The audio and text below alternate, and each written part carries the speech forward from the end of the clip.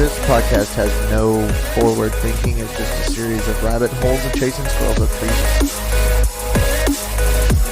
What in the Steven Seagal is going to happen to you?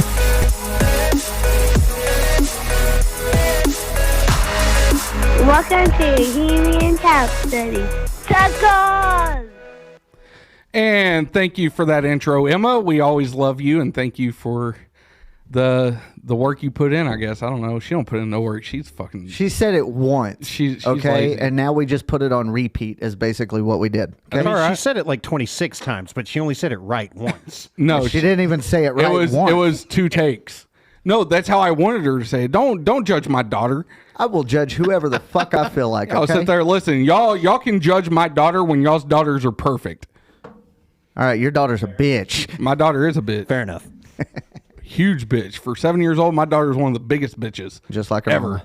Yeah, for real. She comes by it honestly. Yeah. But anyways, guys, welcome back to Bohemian Chat City. What's up, everybody? Hey, I just want to throw a shout out real quick to everybody who tuned in to the first episode of Gassed Up with Bohemian Chat City. Thank you, guys. Greatly appreciated. Wrong one. Jesus Christ. Now, next thing you know, all we're going to hear is fucking cricket sounds the entire goddamn episode. Please don't. But anyways, yeah, we had over 100 views on the first episode that we know of, that we can confirm, maybe more. Correct. And it was all possible with you guys, so thank you. Thank you all very much. Yeah, but I am super excited about tonight because to continue with this whole series of bringing in normal professions that everybody wants to know more about, we got a tattoo artist out of Fort Worth. Yes, sir. His name is Sean Green, right? Correct. See, I was scared I was going to mess up that last name, but y'all give it up for Sean Green real quick. Welcome to the show. Thanks, sir. All right, Sean. So this is how we usually do this. We're gonna bullshit is all we're gonna do. We definitely want to ask you some questions about what it's like to be a tattoo artist and all that good stuff. But we usually start out, tell the people a little bit about yourself. Give us a little bit of the origin story of what become of Sean Green, how you become the guy you are today. Before the mutant school? Yeah, absolutely. Okay, now, I started off Fort Worth, Northeast 28th Street, 1989, man. I was calling me, yeah. I was 1 year old. I was too. Yes. Called around looking for an apprenticeship. Got my first tattoo when I was 17, and after that I started looking for an apprenticeship. Went through, ended up not so much an apprenticeship as just working in the shop under everybody. And started off from there. Worked around the DFW area for a little while. Went out to Florida for 4 years. Georgia, Kennesaw, Georgia for 3.5 years. Virginia Beach, 3.5 years, and ended up back here. So Hell yeah. So tell us a little bit about growing up. Like, what was growing up like for you?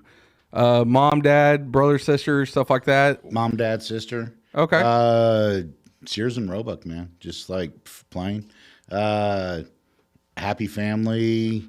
Never really even saw tattoos that I remember before like 16, and a buddy of mine got one, and I was like, dude, that's so cool, you know. And we used to go up, there used to be a place called Joe's Garage up off the west side of Fort Worth, and they had a tattoo shop right there in front of it.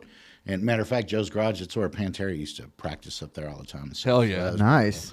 but they had this place, Rick's Tattoo, I think it was called. And it had this big window in the front of it, and they wouldn't let us in there because we were too young. So we'd sit out front and smoke cigarettes and watch them tattoo. Hell yeah. So, and then we started, you know, back then, hell, when I started from the west side of Fort Worth to the east side of, or the west side of Fort Worth, east side of Arlington, there's probably like 8 shops, and that was it.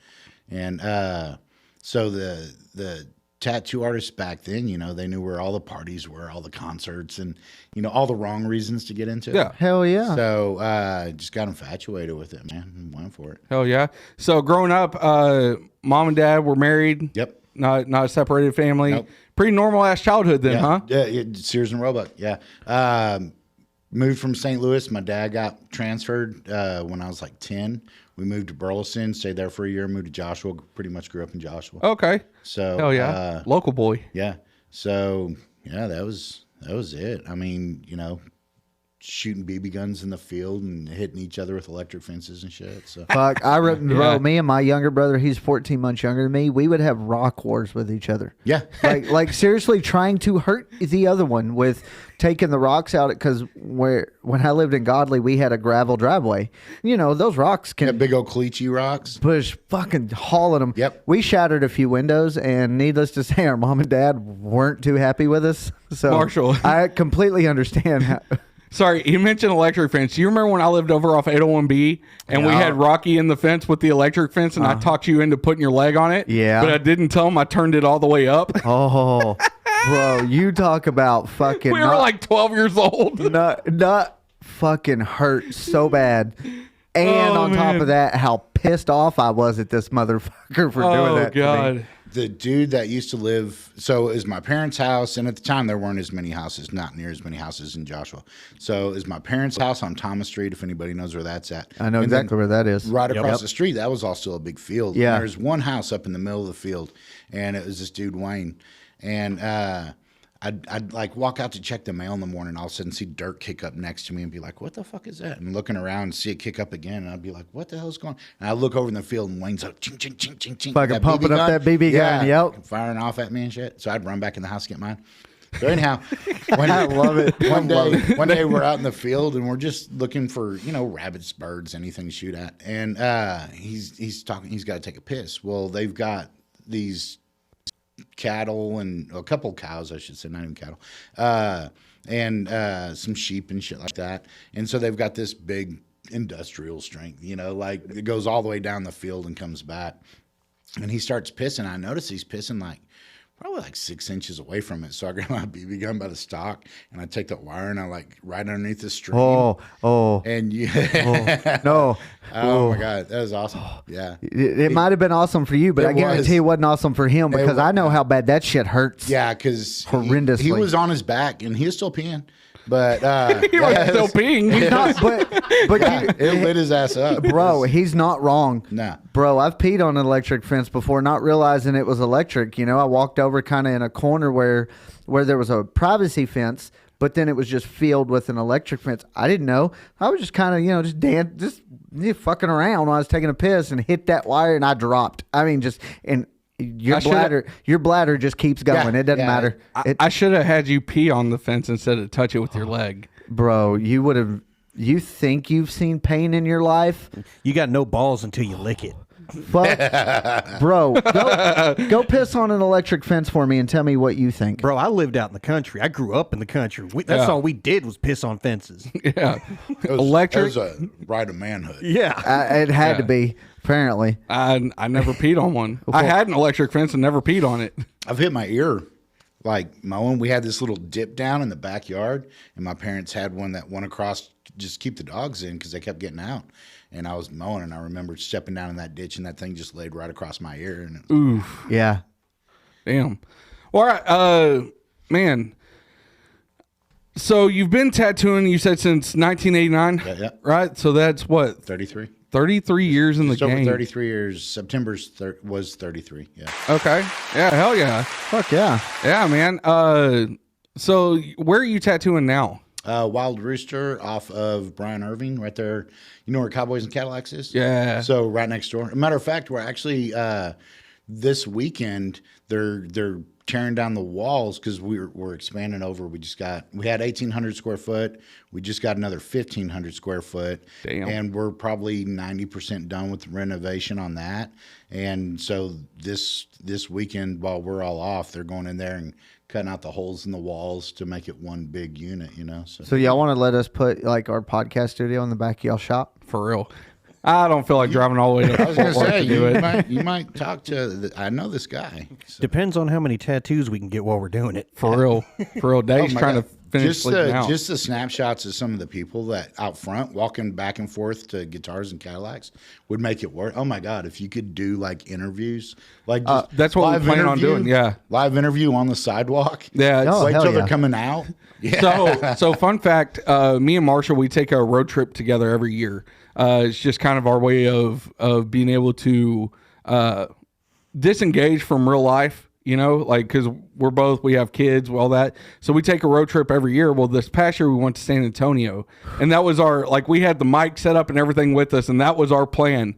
Every night we got drunk way too early and ended up passing out before we could get out there and do it. But did you record that? What, us getting drunk? Yeah. We have videos of us. Some videos. Yeah. I was going to say, that's always the best conversations. Yeah. Yeah, well, and the problem is I ended up getting roofied the second night, so I don't remember shit from it. So. And I was already But past. did you have a good time?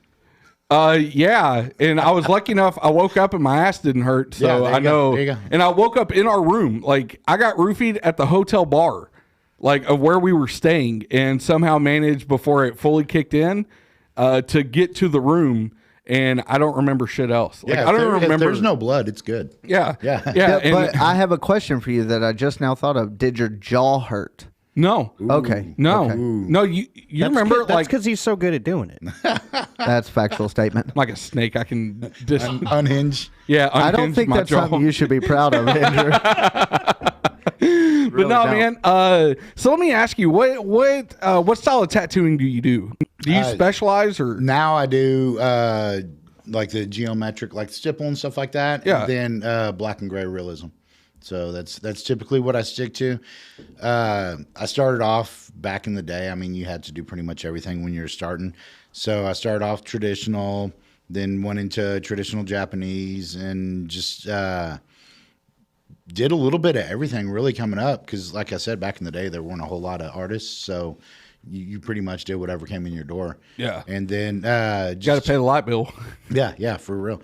And then here, I guess the last probably 8-10 years, I've been really concentrating on the black and gray and the I guess a little longer than that, I've been messing with the geometric and stuff like that.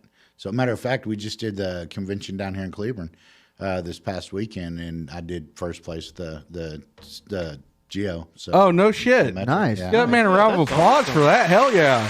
So that was pretty cool.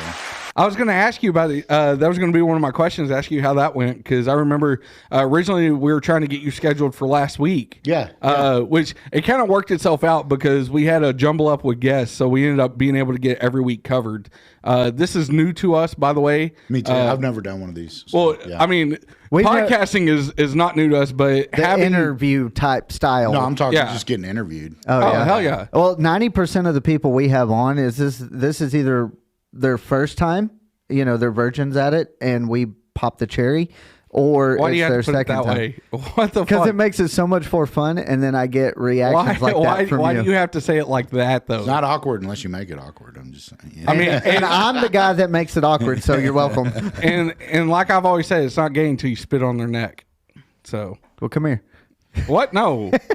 Asshole. does that Marshall's our count local if you just degenerate. missed, if you were shooting for their mouth and it landed on their neck, or Well, no, jizzing, that still like a jizzing on their neck is fine, but spitting on it? no? That's like, what I'm saying. If you were gonna spit in their mouth, but then they moved and you landed on their neck, then it's It's no still longer gay. Then it's no longer dominance. It's just gay. Well, yeah, okay. yeah. Well, There's a very fine line Yes, right there. between dominance and homosexuality. but Yes. but technically, you could have dominant homosexuality because then you just hold their head to the side.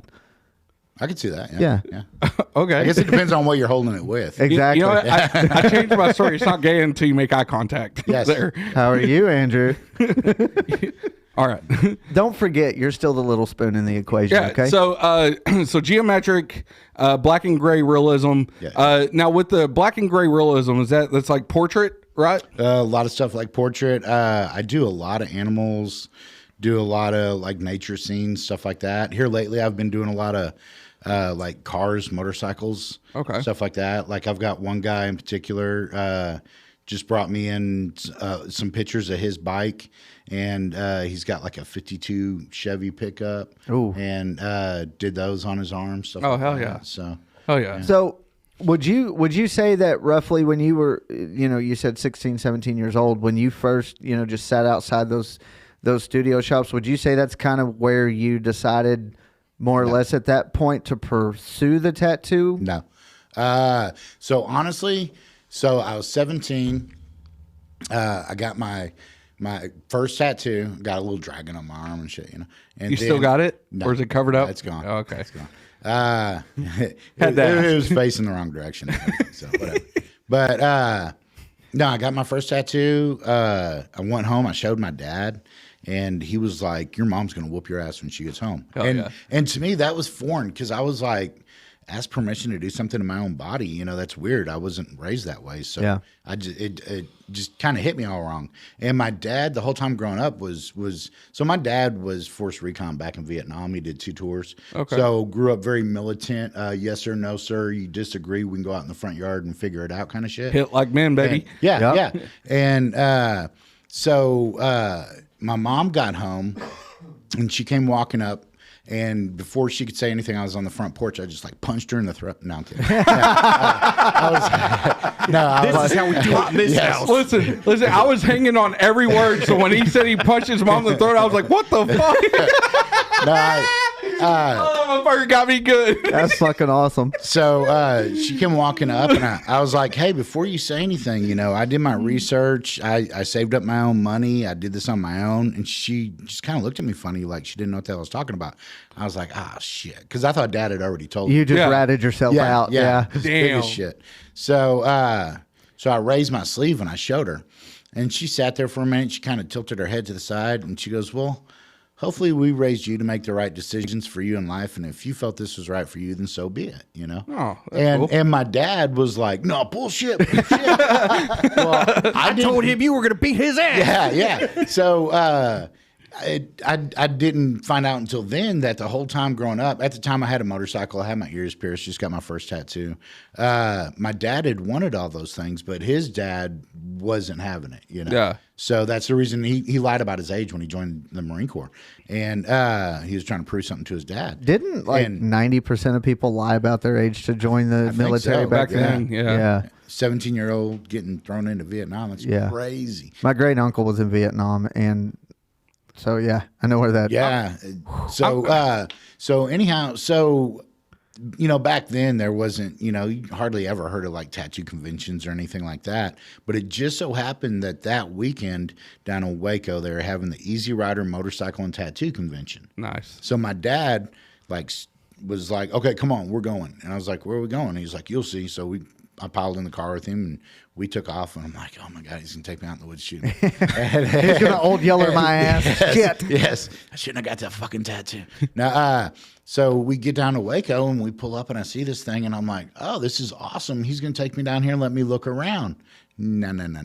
So my dad walks in. We walk through the whole thing once, and then he finds the booth that he likes, and he goes back to it, and he's like, "Hey," the guy's like, "Yeah," and he's like, "I want a wolf," and he's like, "You want a wolf?" And he's like, "This half of my chest, I want a wolf." Hell and yeah. blasted out like the whole half of his chest. Damn. So that was like a big, like almost like a bonding. Yeah. But it was almost like the first time I really felt like equal to him instead of him being on that higher ground.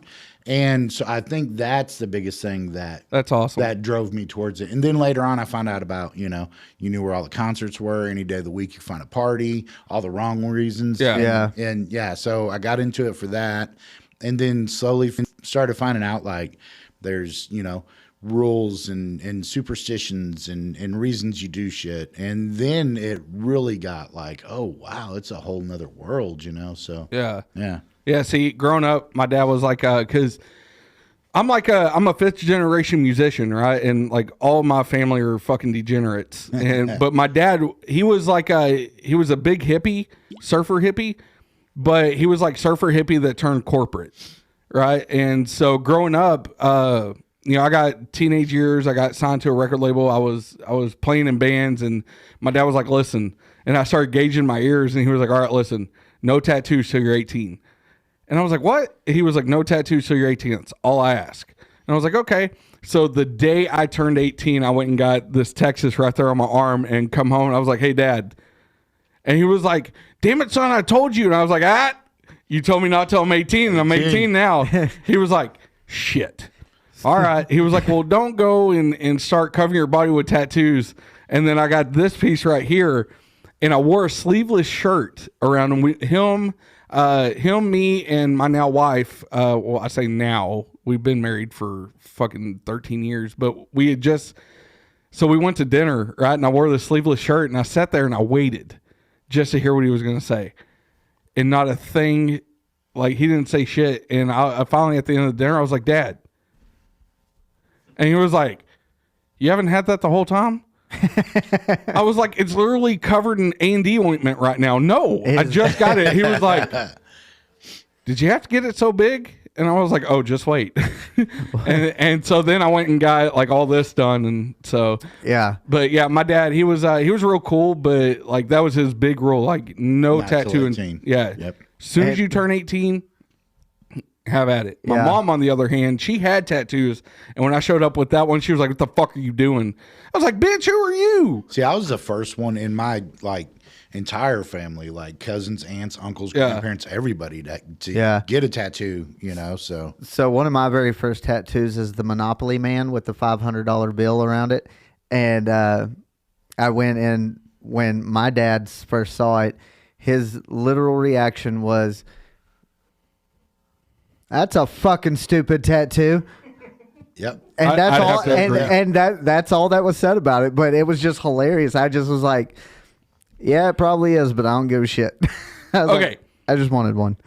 So is there a tattoo that when you were doing it, you're like, this is fucking stupid? Like you didn't want to tattoo Yeah. it? Yeah. Do you remember what it is? Which one? Oh my God. Yeah. The I mean, you can tell us about a couple Any of them. I don't of give a them, yeah. shit. So I used to have one guy whose name will not be mentioned right now. That used to come in all the time, and he drank a little bit, and He got a Monopoly Man with the $500. no, he had all kinds of stuff. But I was completely sober when I did mine, so I knew what I was getting. Well, for him, he stayed that way, so I guess that was his sober. Yeah. Oh, yeah? Yeah, because some days he'd be worse than others. That was like my dad. So, yeah. He had that level kill. Well, of, so this dude of was doing alcohol. like between 4 and 6 handles of Jack a week, and the doctor gave him 2 choices: stop or die.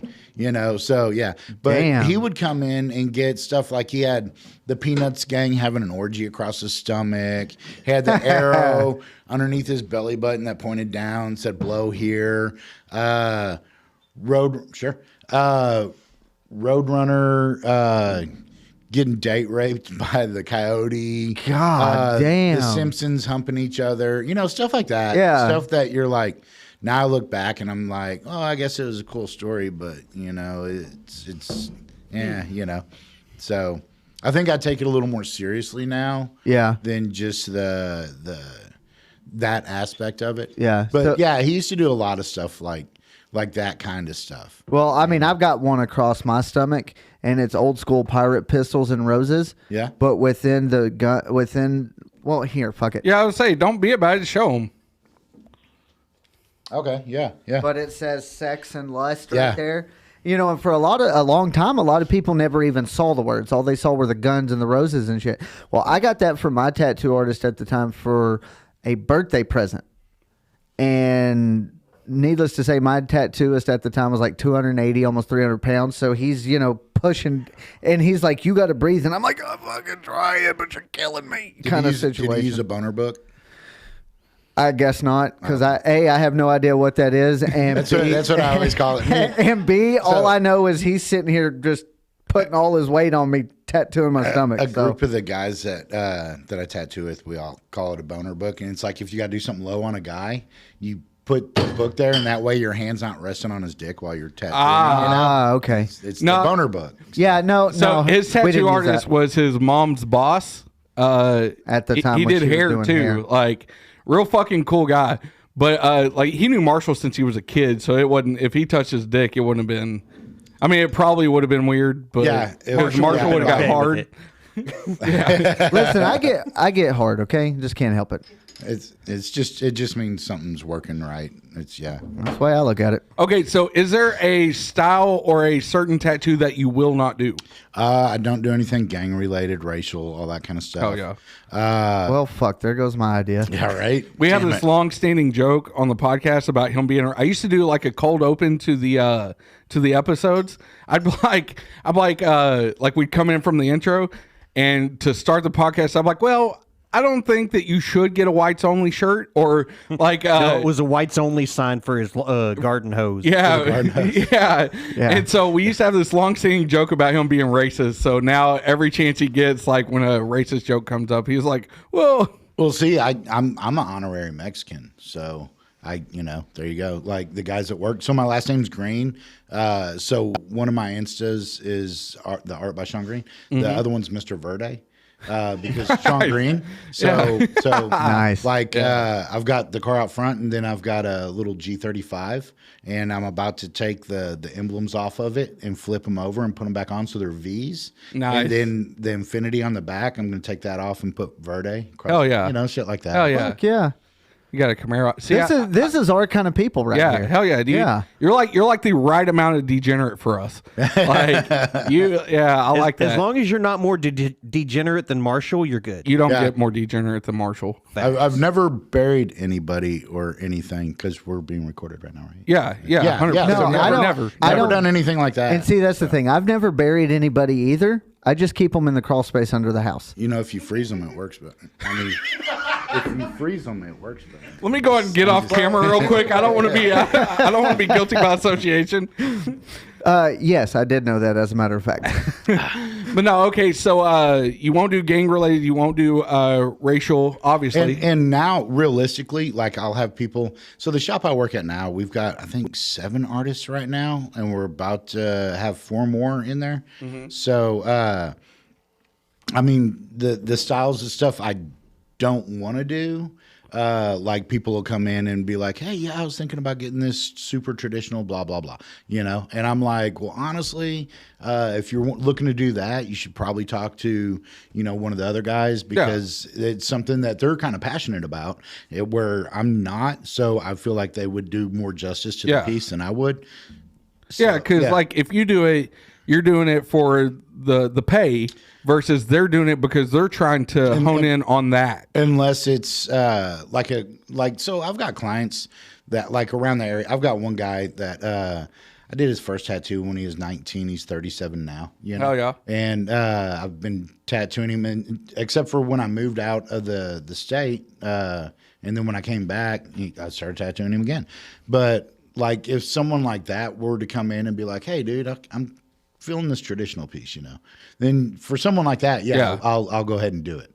But or the like a Japanese first timer piece, but if it's just someone walking in that's just like, "Hey," because for them I would be that passionate about it because that's someone I've known for that long. It's a long time client. So. Well, that canvas is your art. I mean, and, what I'm saying.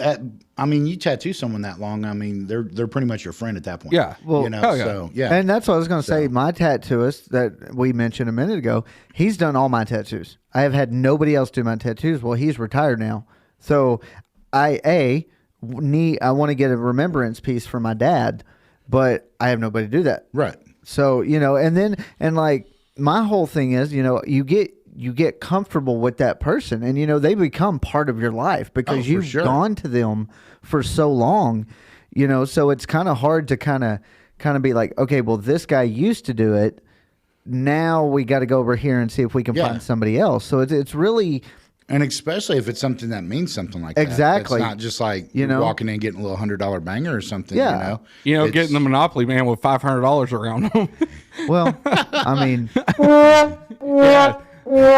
No, that fits. No, it doesn't. That fits. So what would you say out of, I guess, the hundreds, if not thousands of pieces you've done, what, besides, the couple that you've mentioned that you're really passionate about right now, what would you say is kind of like your favorite couple of pieces that you've done, say within just the past 5 years? So, I mean, I don't want to shorten it that long or, that always little. Ask me what my favorite piece that I've done is. Yeah. And I think they're expecting it to be for a totally different answer.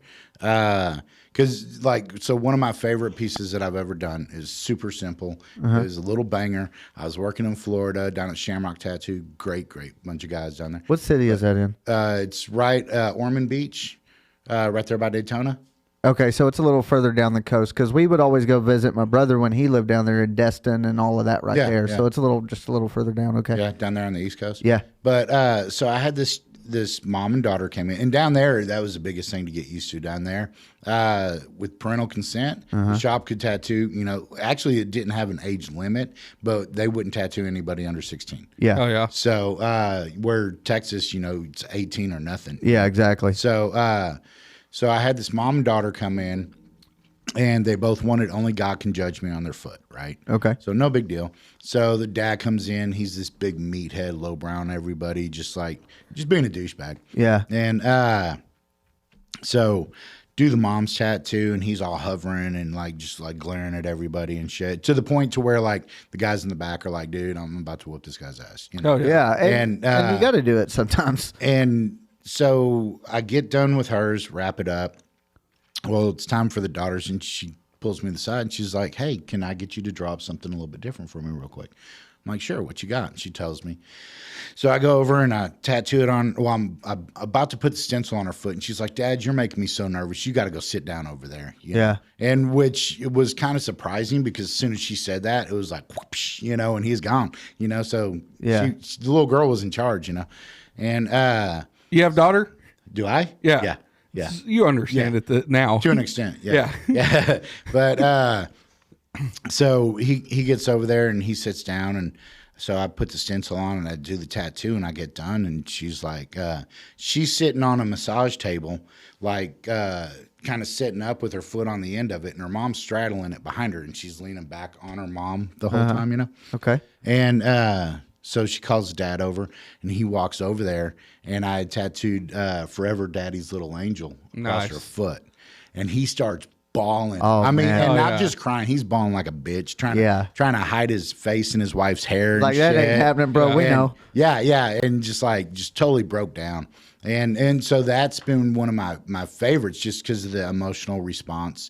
And then he about a month later, I'm in the grocery store, and I hear this, hey, Sean, how's it going? And I look behind me, and it's her and her husband. And he looks up at me, makes eye contact for a split second, and then just beelines it down, you know, to the back of the store. He Damn. didn't want to have nothing to do with me. Oh, She the was- dad? The dad Oh, did, okay. yeah. He was He's like, shit, this man told me to try. I got to go. Damn, he's going to pull my card. You know? Yeah. But that, and then I had this chick that she was a black woman. Her husband had a lot of money. They had a big boat. They always had parties on it and all. In the middle of the summer, she's always wearing long sleeve shirts and stuff. So when she was younger, she went to work at, I think it was the Chrysler House or somewhere like that. And she didn't realize there was insulation in there, and she's allergic to it. So it left all these little black, looked like pop marks all over on her shoulders and the top half of her arms and stuff. And she was just all distraught, because every time they went out on the boat, she'd wear long sleeves because she was so embarrassed about it. Yeah. So we ended up doing 2 big koi fish up her arms, and then the tails met in the back, and then there's a big lotus flower in the middle of her back.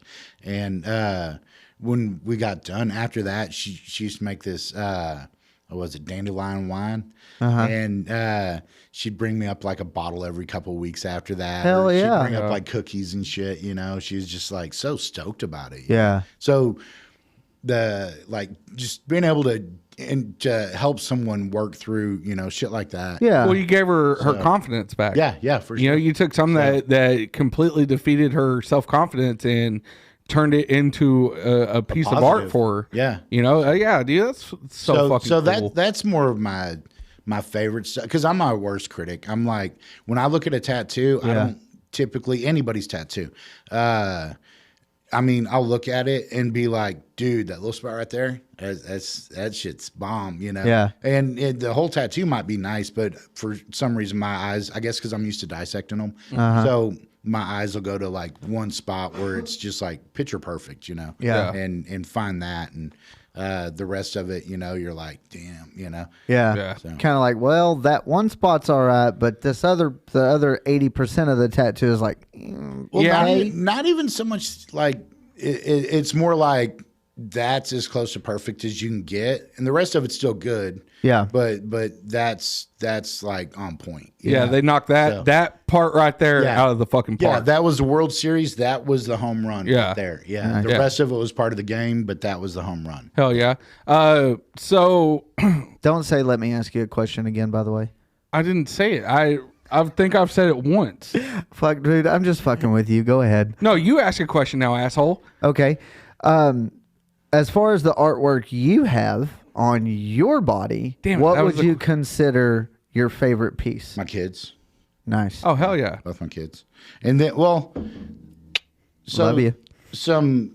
So my kids' pictures, and then like my daughter drew that when she was 5.5. It's a little panda bear, and Yeah. my son drew the alligator monster from Scooby Doo when he's 4. Nice. So those, I mean, all my stuff.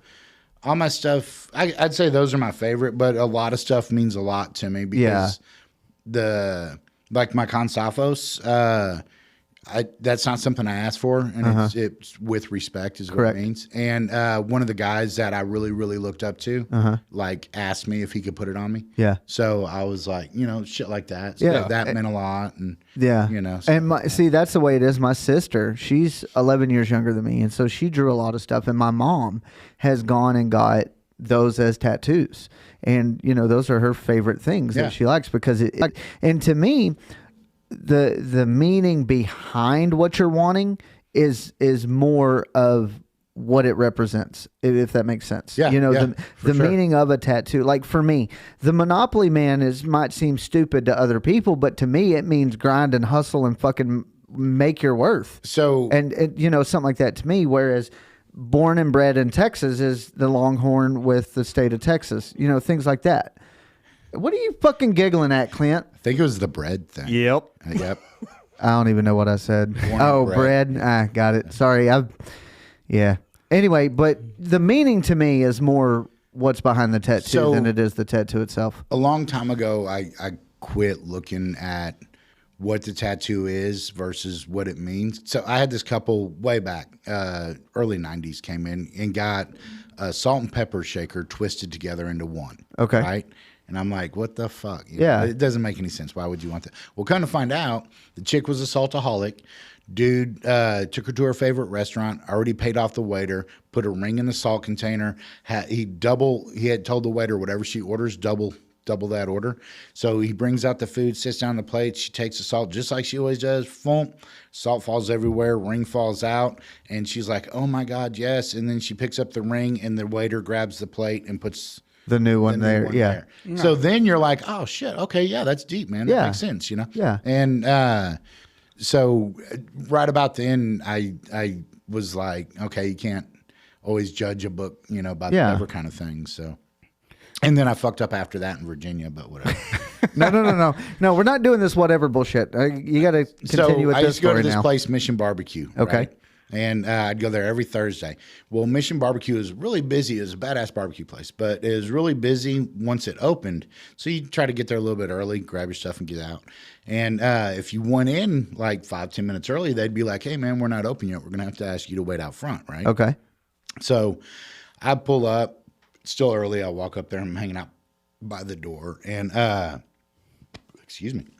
And this chick pulls up in a Mercedes, bump, up onto the curb, right there in front of the sidewalk. And Damn. gets out and runs inside. I'm like, look at this entitled cunt, Yeah. And, Oh, you can't say that. No, I'm playing. okay. He's like, No, I'm just playing. No, it's cool. I won't say cunt if I can't. So, Yeah, don't. yeah, if you don't want me to say cunt, I won't. Yeah, don't say cunt okay, anymore. Cool. Okay. Cunt's not a good So word. this on whore this. pulls up in this Mercedes and bumps up onto the curb. She's blocking the sidewalk and she goes running in. I'm like, oh, this is going to be funny. They're going to tell her she got to fucking leave. Well, she's in there for a couple minutes and I'm like, what the fuck, And she comes walking out and, it's right there in Virginia Beach. So we're right there by the Navy base and all that. Well, like these 4 or 5 Navy guys come walking up, and as she's walking out the door and she's like, hey, where are y'all stationed? And kind of snaps at them. And they kind of look at her funny and they all pop off, wherever they're stationed at. She was like, cool, here's a gift card, $200. Lunch is on me today. Gets in her car and drives off. Gone.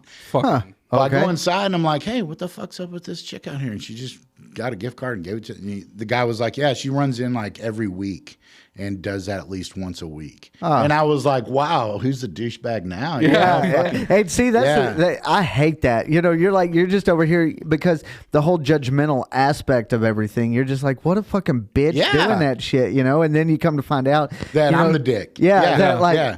oh fuck, man. And again, like I try my hardest not to judge people if I can. You know, if I just think you're a massive douche, maybe I don't know why you're acting like that. Yeah, exactly. You know, and then Exactly. go from there and see what happens. That's what I love. Like, if you look at 20 years ago, the connotation that like having tattoos brought with the person, you know, people are like, this guy obviously. I love the fact that so many people have gotten tattoos now that whole mindset has gone away now. See, it's funny because it's come full circle now. So, you know, back in the day, well, not even back before the day, say you got sick, right? You had some fucked up shit going on with you. So you would get cast out of your tribe.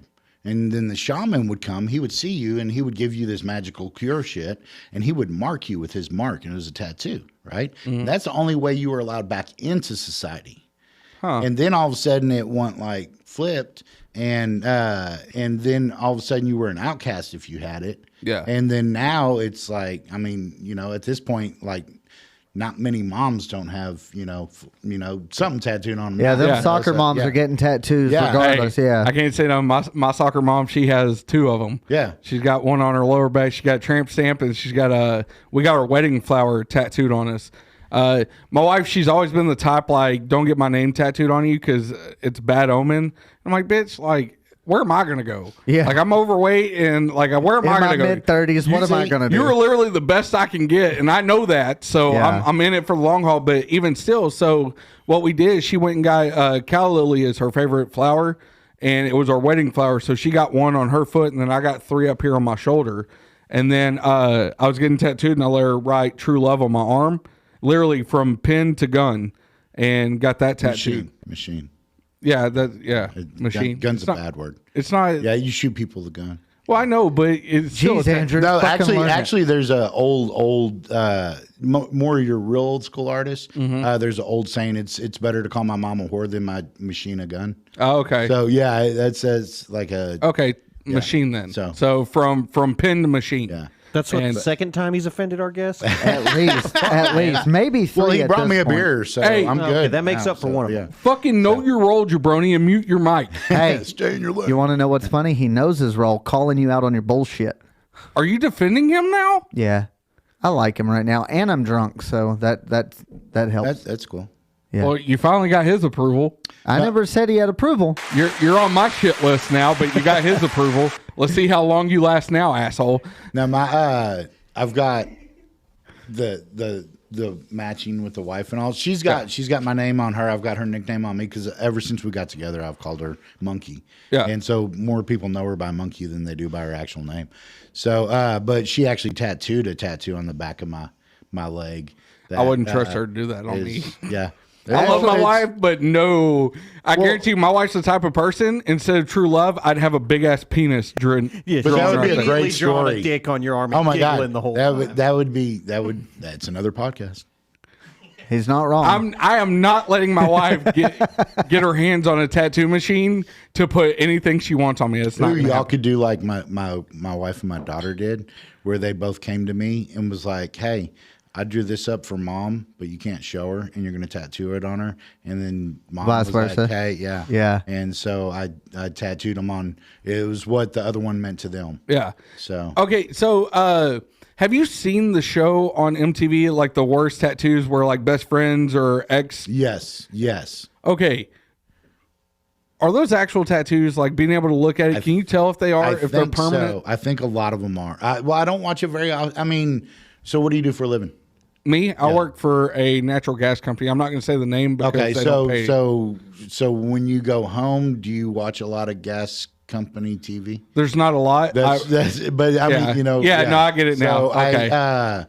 I don't watch a lot of the tattoo shows. I know a lot of people that have been on the tattoo shows and stuff.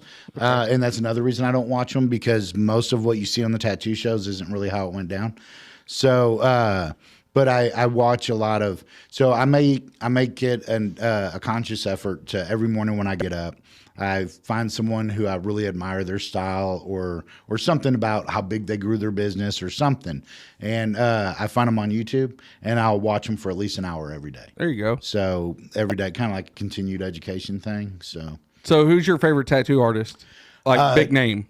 If I just had to pick one overall, I mean, that I just like. There's a guy in Arizona, Mike Roper. Okay. And him, like Philip Liu, just some of the old players. But Philip Liu, he's like a god in the tattoo society, you know. And one of the guys, when he was over there, was coming back over here, and he was like, "Hey, if you were gonna get tattooed over in the States, who would you get tattooed by?" And he was like, "Well, if I went to anybody, I'd definitely go to Mike Roper." So yeah, I'd say him. He's like the godfather of tattooing then?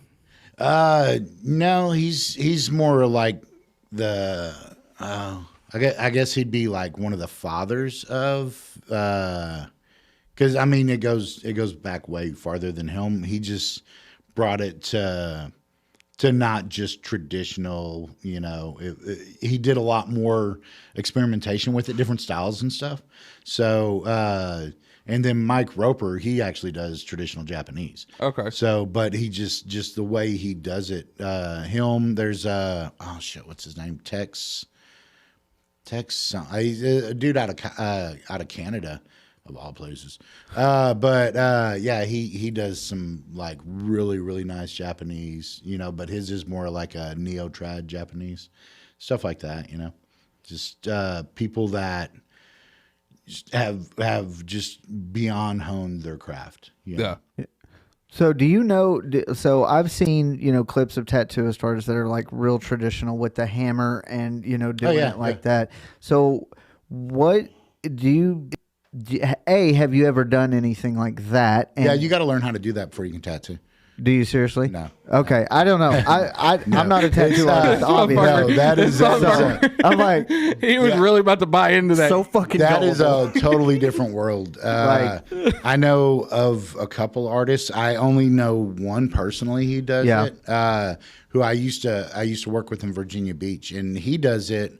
Not even like an all the time thing. Okay, but he's that dude that when he dives into something, I mean, he just like 150%, just bam into it. And so like he started researching that. Next thing you know, he's like making the little needles and stuff and the sticks and giving them out to all the other guys in the shop for Christmas and stuff like that. And that's awesome. But so his name's Beck, and Beck is like stupid crazy about anything he gets into. He got into Star Wars, right? So he makes a stormtrooper outfit from scratch, and it's not just a stormtrooper. It's the one that these are not the droids you're looking for. That one, and you can tell because most people probably don't know this because I had no fucking idea. But on one side, it's got a black line, and his goes up just a hair on one side. And when they were making his costume underneath, it was still wet, and somebody left a thumbprint. Okay. So he's got the thumbprint. He's got just everything like this. This dude started studying samurais. So samurai sword. He goes through, orders just a blank wooden handle, wooden sheath, Japanese sword from Japan, really nice quality and all. And then he goes out and he taps trees and he collects the sap to make the glue. He goes out and gets shark skin and all this stuff. All in all the time on stuff like that. Just like crazy stupid. Yeah. Damn it, man. And that's like us. Like he's when Andrew goes in all in, like say on a musical instrument or to learn something, he's just dives straight in, does all the research. Like me, I'm a big IT guy. I'm technical, so like our studio, I just fucking dove into it and watched all the YouTube videos I could find on how to set up a studio, what's needed for this, blah, blah, blah, blah. Like, we still wouldn't be doing video today if I hadn't have just told him, hey, I've got cameras coming next week. We're setting them up and we're going to roll with it. Yeah, get ready here. Yeah. And honestly. Yeah, so that's how he is. That's like, he's just like, that guy. So I completely get that. And I think that's amazing because you're able to learn. And if you really truly just dive into it head first, what's the worst that's going to happen? You're going to learn a shitload of crap you didn't know before. That's amazing. Yeah. That's the way I look at it. And no matter what it is, there's always that group of people out there that are into the same thing. For sure. So, yeah. So Marshall had brought up earlier the tattoo on you that means the most. Do you have any tattoos that on you that you regret getting? Not really regret, no. I covered up my dragon just because it was facing the wrong way. And but I mean, it wasn't really a regret thing because I kind of feel like everything added up. I feel like even your biggest fuck ups are what make you who you are today. Yeah. So I mean, I can't really say I regret it, so not so much. Only reason why I have two that I like wholeheartily, like I want to get covered up so bad because I regret them. So Okay, so now you have to tell us which ones. The Longhorn, I got that. I kind of want to. I don't regret it now because the only reason why I got it is my dad's a Longhorns fan, and I was because he was. But now, now that I'm in my own, I'm not a Longhorn fan, and it was so shittily done. It was done at a house. And so I would love to get that kind of redone as like a tribute to him. Yeah, I was going to say it'd be like just rework it, make it nice, and then something that includes your dad, Yeah. So, but yeah. I have an actual piece that I want for my dad that's going to cover up the majority of this. I'm trying to, because I started getting small tattoos and not thinking long picture. Yeah, most people do. Yeah, and it sucks because then at the end of the day, you start seeing, oh, well, I could have done this, I could have done that. And then you're like, well, fuck, I don't have the space to do it now because I've Miley Cyrus'd my fucking arm up, So, which isn't necessarily a bad thing. No, but now I have. Miley she's out there. So Yeah. But it's that one. And then this right here. The kanji? Yeah. Well, yeah. No, that's Chinese. Is it? Yeah. This right here is kanji, the one back On the here. back? Yeah. That's Japanese. I didn't know there was a difference until the artist that did that one was like, I was like, well, me and a couple friends went and got all this. It means friendship in Japanese. And I was like, well, I want to get Chinese. And he was like, that's not Chinese. I was like, what's the fucking difference? He was like, oh, hold up. Yeah. And I was like, fuck, my bad, bro. So, but no, this is my name in Chinese. And it does actually mean my name. I pulled it off the internet. And then, fun fact is my dad, when I got it, my dad was like, that probably means I suck dick in Chinese or refrigerator. So me and my wife, we used to have this Chinese food place that we'd go eat at in Bedford, Texas all the time because that's where we lived. And so we're eating, and I go up there to pay, and he was like, is that going to be cash or card, Andy? And I was like, wait, how the fuck's this dude know my name? And I was like, how did you know my name? He was like, well, it's written right there in your arm. And right in the middle of the restaurant, I was like, damn right, motherfucker. I looked at Ashley, I was like, I'm calling Dad now, and I'm telling this motherfucker it does mean Andy. So there used to be a guy up here at a little Chinese restaurant on Main Street, I think, way back in the day. And there was a guy that would come around the conventions that would paint the stuff. And the guy over here read Japanese, and the guy up there did the Japanese kanji. So when I went to get my kids' names, I had the guy write them out for me at the convention, and then a couple of weeks later, I came to Cleburne. It was back when I lived around here, and asked him. I was like, "Hey, can you tell me what these say?" And so I double checked it. And he was like, "Oh, okay, yeah." So yeah, well, I went. I mean, this was like 2-3 years after I got it done that I finally had the resolution of knowing. Yeah. Like for 2 years, I'm not gonna lie. Like I played it cool, but for like 2 years, I was worried. I was like, "Fuck, did I really just get I suck dick on my?" It's the dude out in Arlington that was wrapping all those cars. He got sued over that shit. Oh, no shit. Yeah, putting like the kanji on the side of the cars. Yeah, and not even meaning what they wanted or anything. Like toaster chicken and shit like that. Yeah, it was that's Clint's new nickname, Toaster Chicken. I like fucking toaster chicken. Man, I got to know. This was like one of the big reasons why I wanted to get a tattoo artist on.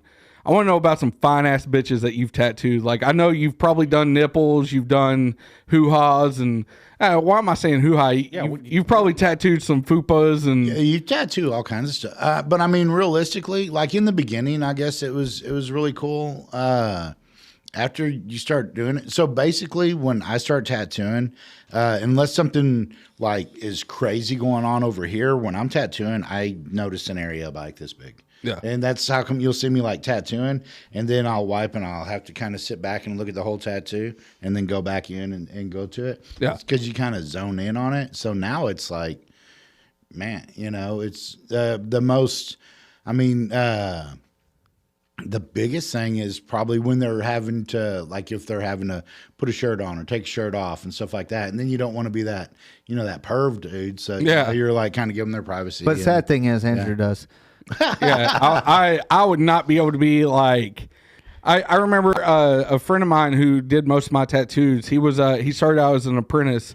He started tattooing at home, and then he went apprentice at a shop, Spinning Needle, over off Northside. He apprenticed there, and he was working there. And like after that, for a while, I was playing in bands and stuff, but I needed like an actual job to at least come up with some kind of money. And he was like, "Well, won't you come apprentice to like body piercings?" He was like, "And we'll just have you body pierce and stuff." And I was like, "Hell yeah!" And then I got to thinking about it. I was like, I would not be that guy, because the first time a girl took her shirt off, I'd be like, boobies. So like, is it hard? Because I know like there's got to have been some just like bangers of fucking chicks come in there to get tattooed in like areas that you have. You'd be surprised.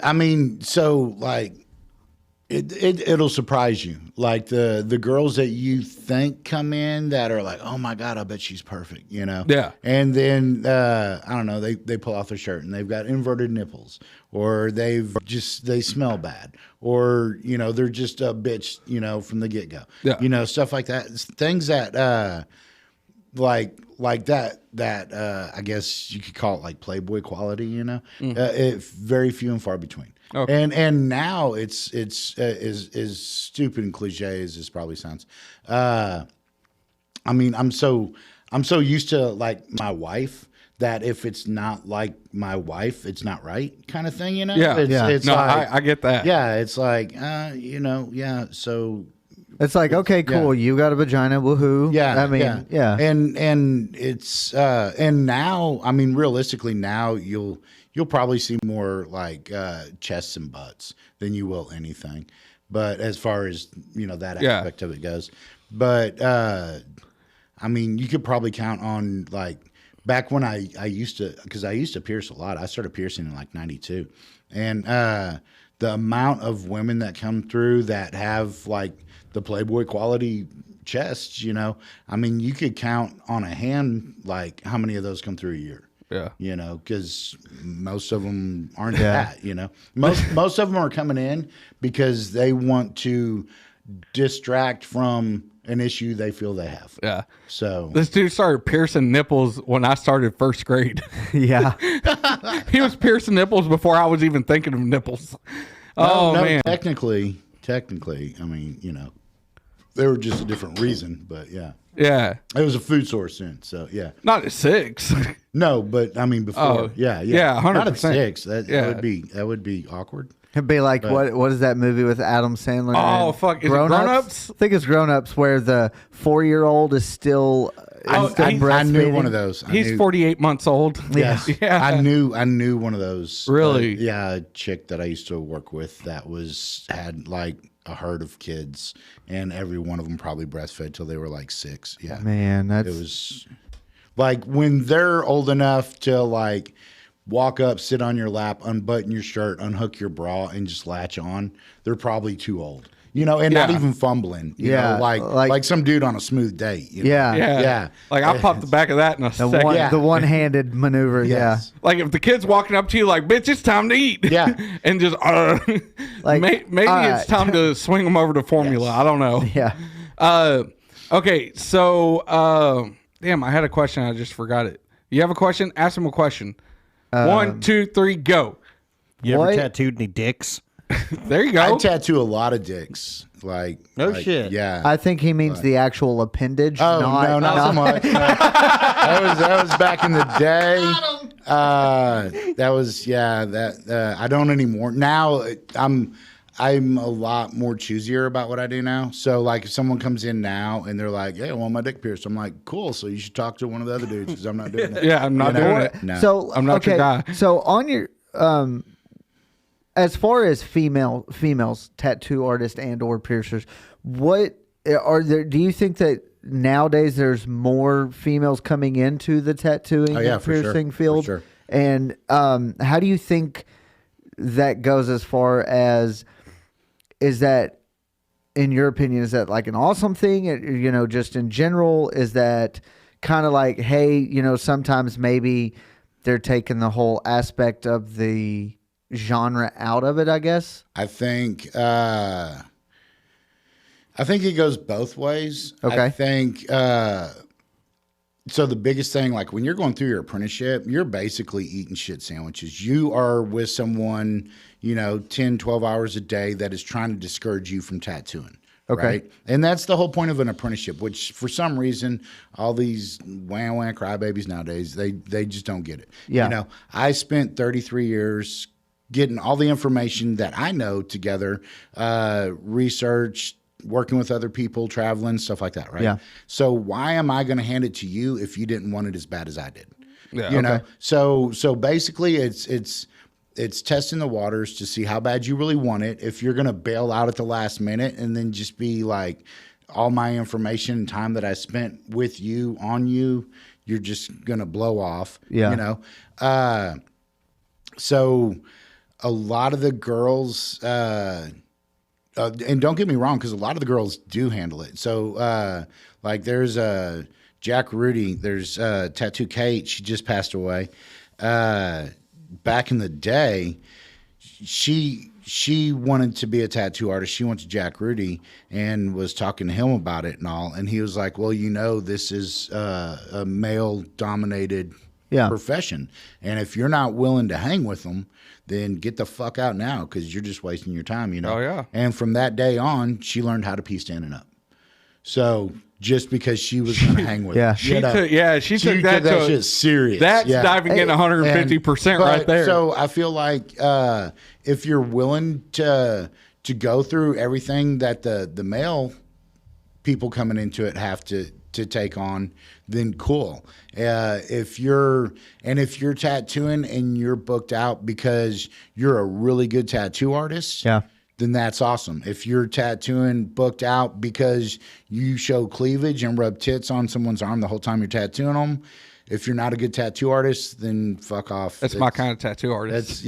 Well, I would like please them to be good while you do it. But yeah. If you can do that too, if you can do it, if you can do that, but still put out a badass tattoo, then yeah definitely awesome. But everybody's got to market somehow. Don't think that, you know, just because you've got that extra edge that you're going to, you know, be a good artist. And I think a lot of it is, you know, this is going to sound very misogynistic. Oh, and please do. It is what it is.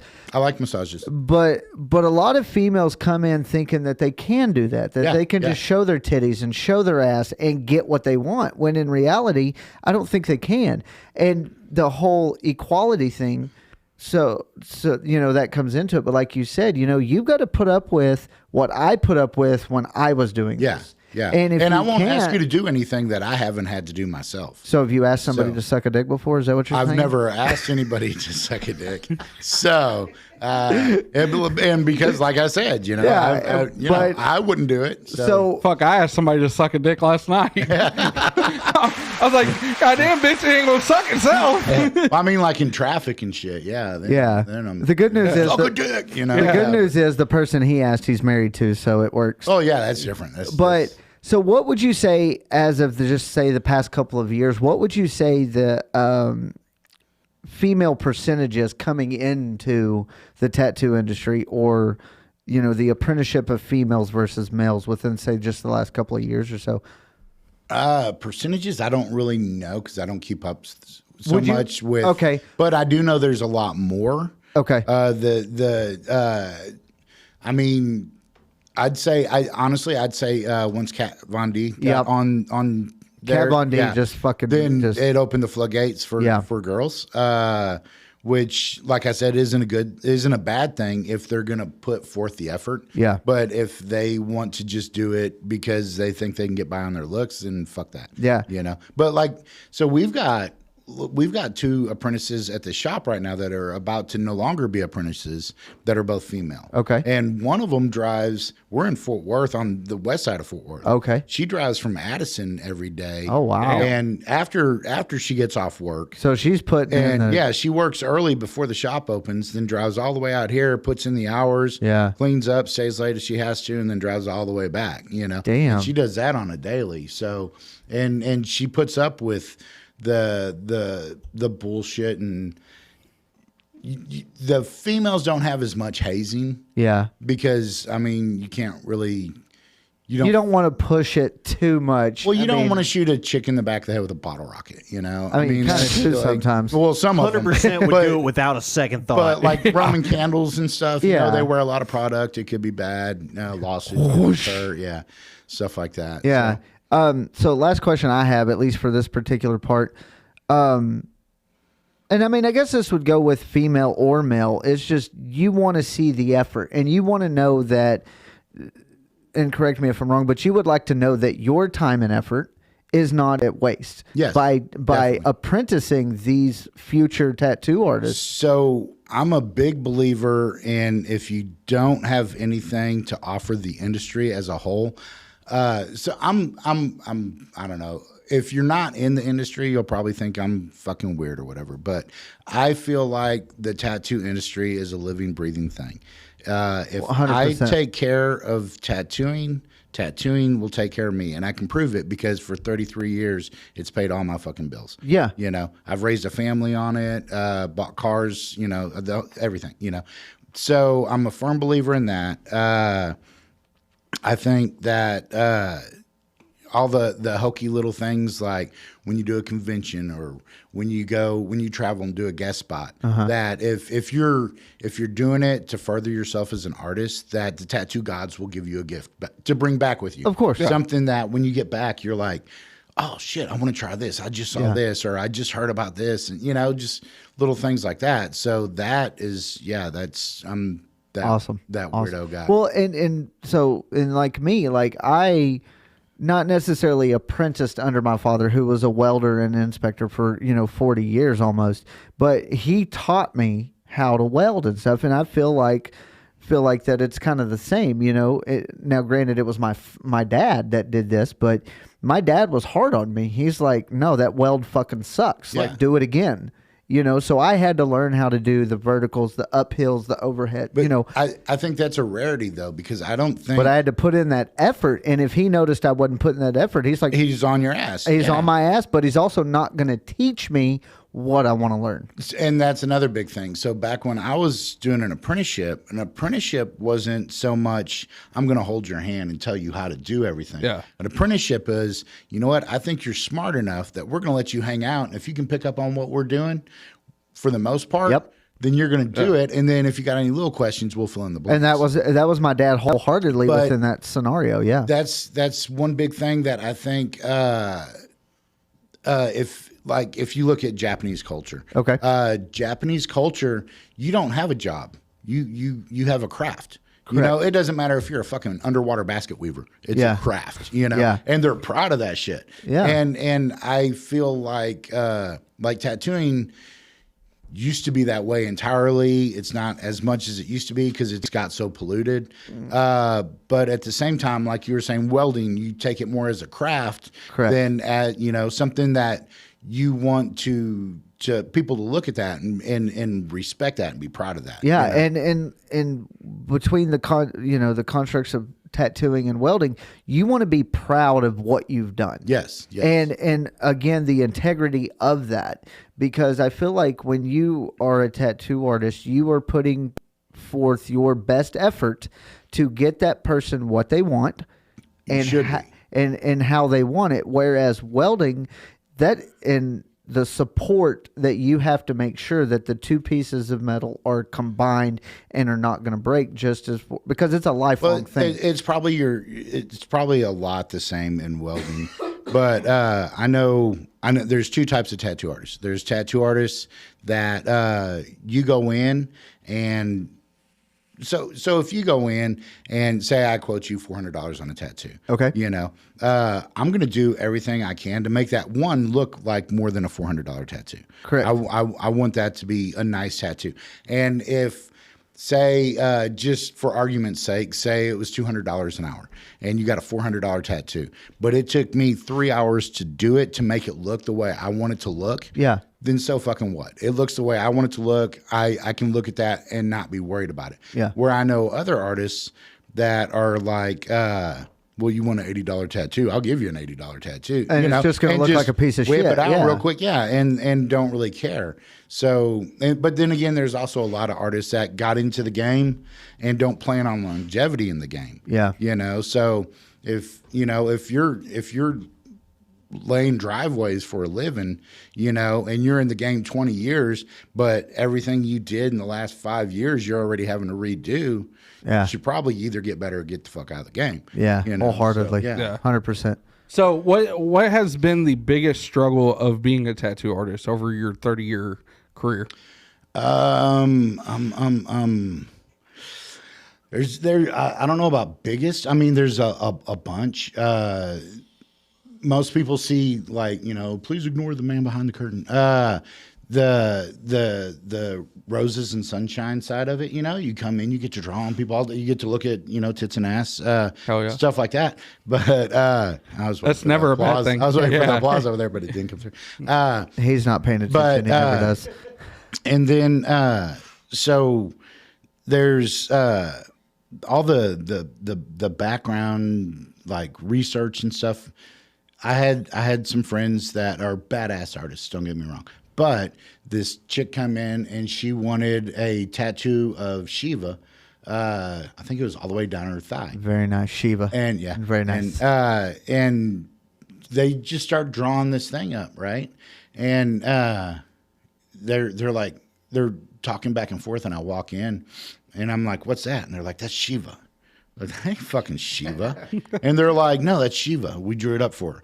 And I was like, where are the rest of the arms? They're like, what are you talking about? I was like, well, there should be a you know, it was full body. Oh, you know? yeah. I was like, well, it should have, you know, like a belt of hands, human hands hanging from the waist, you know, stuff like that. And they're like, well, we're not going to draw all that on her. And I was like, what do you mean on her? That she was a dude, you know, it's not even a chick, Yeah. you know? So research, you got to, you know, Yeah. you got to step and you got to research that shit. So one of the guys that was apprenticing at the time, now he's a really good artist right now. But while I was going through in his apprenticeship, he's doing this snake and he drew badass. But he did this snake and all these flowers and stuff, and it was this big old sheet, you know, and got it all drew up on pencil, and then he was going all back over it all with pen and inking it all in and stuff. And he had just done all these scales, just like hundreds and hundreds of scales on the snake. Looked stupid dope. And I walked by and I was like, he was like, so how's it look? And I was like, dude, that looks badass. Other than all those scales are going the wrong direction. And he was like, shit. he was like, wait, what? That's a thing? And I was like, fuck yeah, it's a thing, dude. That's why they say research your shit. You know, Yeah. research it. So staying up, researching stuff like that, just having the hours that when all your friends want to go party, you're at work, or Yeah. even your family, you know. I used to be that guy that worked from like 11 in the afternoon till like 2 in the morning. Yeah. So home life. Missing. Yeah. There practically is no home life at that point. You're missing so everything to stuff work. like that. And then just the dealing with the but I think you can change a lot of it. But dealing with some of the people that you deal with. But I think a lot of that is, as you get more experience as an artist, you should learn how to communicate with people better. So I think like the people that would normally try to come in and be rude or run over you, you know, it just give you grief, that you learn how to handle that however it's necessary, whether it be respectfully or not, and to where you don't have to deal with that anymore, where people, you know, come in, they know their boundaries. Yeah. I think that's a big part. But most people don't know this. I'm actually colorblind. Oh, no so shit. yeah, so I'm red green deficient, which technically everybody's like, oh my god, that means you can't see any colors at all. But that's not true at all. It just means that when colors get really close, like dark greens, dark browns move together, that it's harder to tell them apart. But then if you start studying like color theory and the color wheel and what works with what color, stuff like that, you tend to learn how to associate. So that part of it, instead of just like, you would probably just look at a picture and be like, oh, this color goes here, this color goes here, blah, blah, blah. And where I would look at it and be like, well, according to the rule of color, that would mean that this is here. Color theory says that this would be this color, stuff like that. So you spend a lot more time working it out. And then my favorite is being left-handed. So Hell yeah, man! I'm a southpaw. Hell yeah. Yeah, fuck these right-handed motherfuckers. Fuck all y'all. Fuck you, fat ass. Yeah, southpaws for life, motherfucker. Now, but yeah, that's hard because up until I started working in Virginia Beach, I never met anybody that was left-handed tattooing. And I don't know if you know this or not, but like right-handed people typically write like this. Left-handed people typically write upside down. Yeah. So my older brother's left-handed. Okay. Yeah. So just learning how to position everything, you're kind of like on your own with all that. Back then, I moved to Virginia, and the shop I was working at there, I was like, holy fuck, this is where they all went. Because like that's where they all went. Yeah, he was excited about that. Between like the artists that worked there and then the guest artists that came through, there was like 7 of us. Yeah. And I was like, what the fuck? This is I've reached the motherland. Yeah. Hell yeah. Hey, this is where we came from. It's good to know where my people hang out. So that was a big thing as well. Yeah. So you mentioned just now, obviously you're red green deficient with color blindness, and however you want to put it. So would you say that has made it more difficult to understand the colors in and of themselves, and or just made it harder? Has it made it harder for you as a tattoo artist? I guess is what I'm trying to ask. And the only reason I say I've got a buddy who actually one of the biggest names out there that does the biomechanical most. If you're into, tattooing, Guy Atchison. Yep, he's colorblind. Really, I did not know that. Wow. So with that being said, I mean, you can still do phenomenal things with color, but instead of just looking at something and going, okay, this color, this color, this color, you have to kind of map it out a little more. Okay. So you just have to put a little more into it. And yeah. So, and then you said, the biggest thing for you as far, I guess, from what it seems stinky like.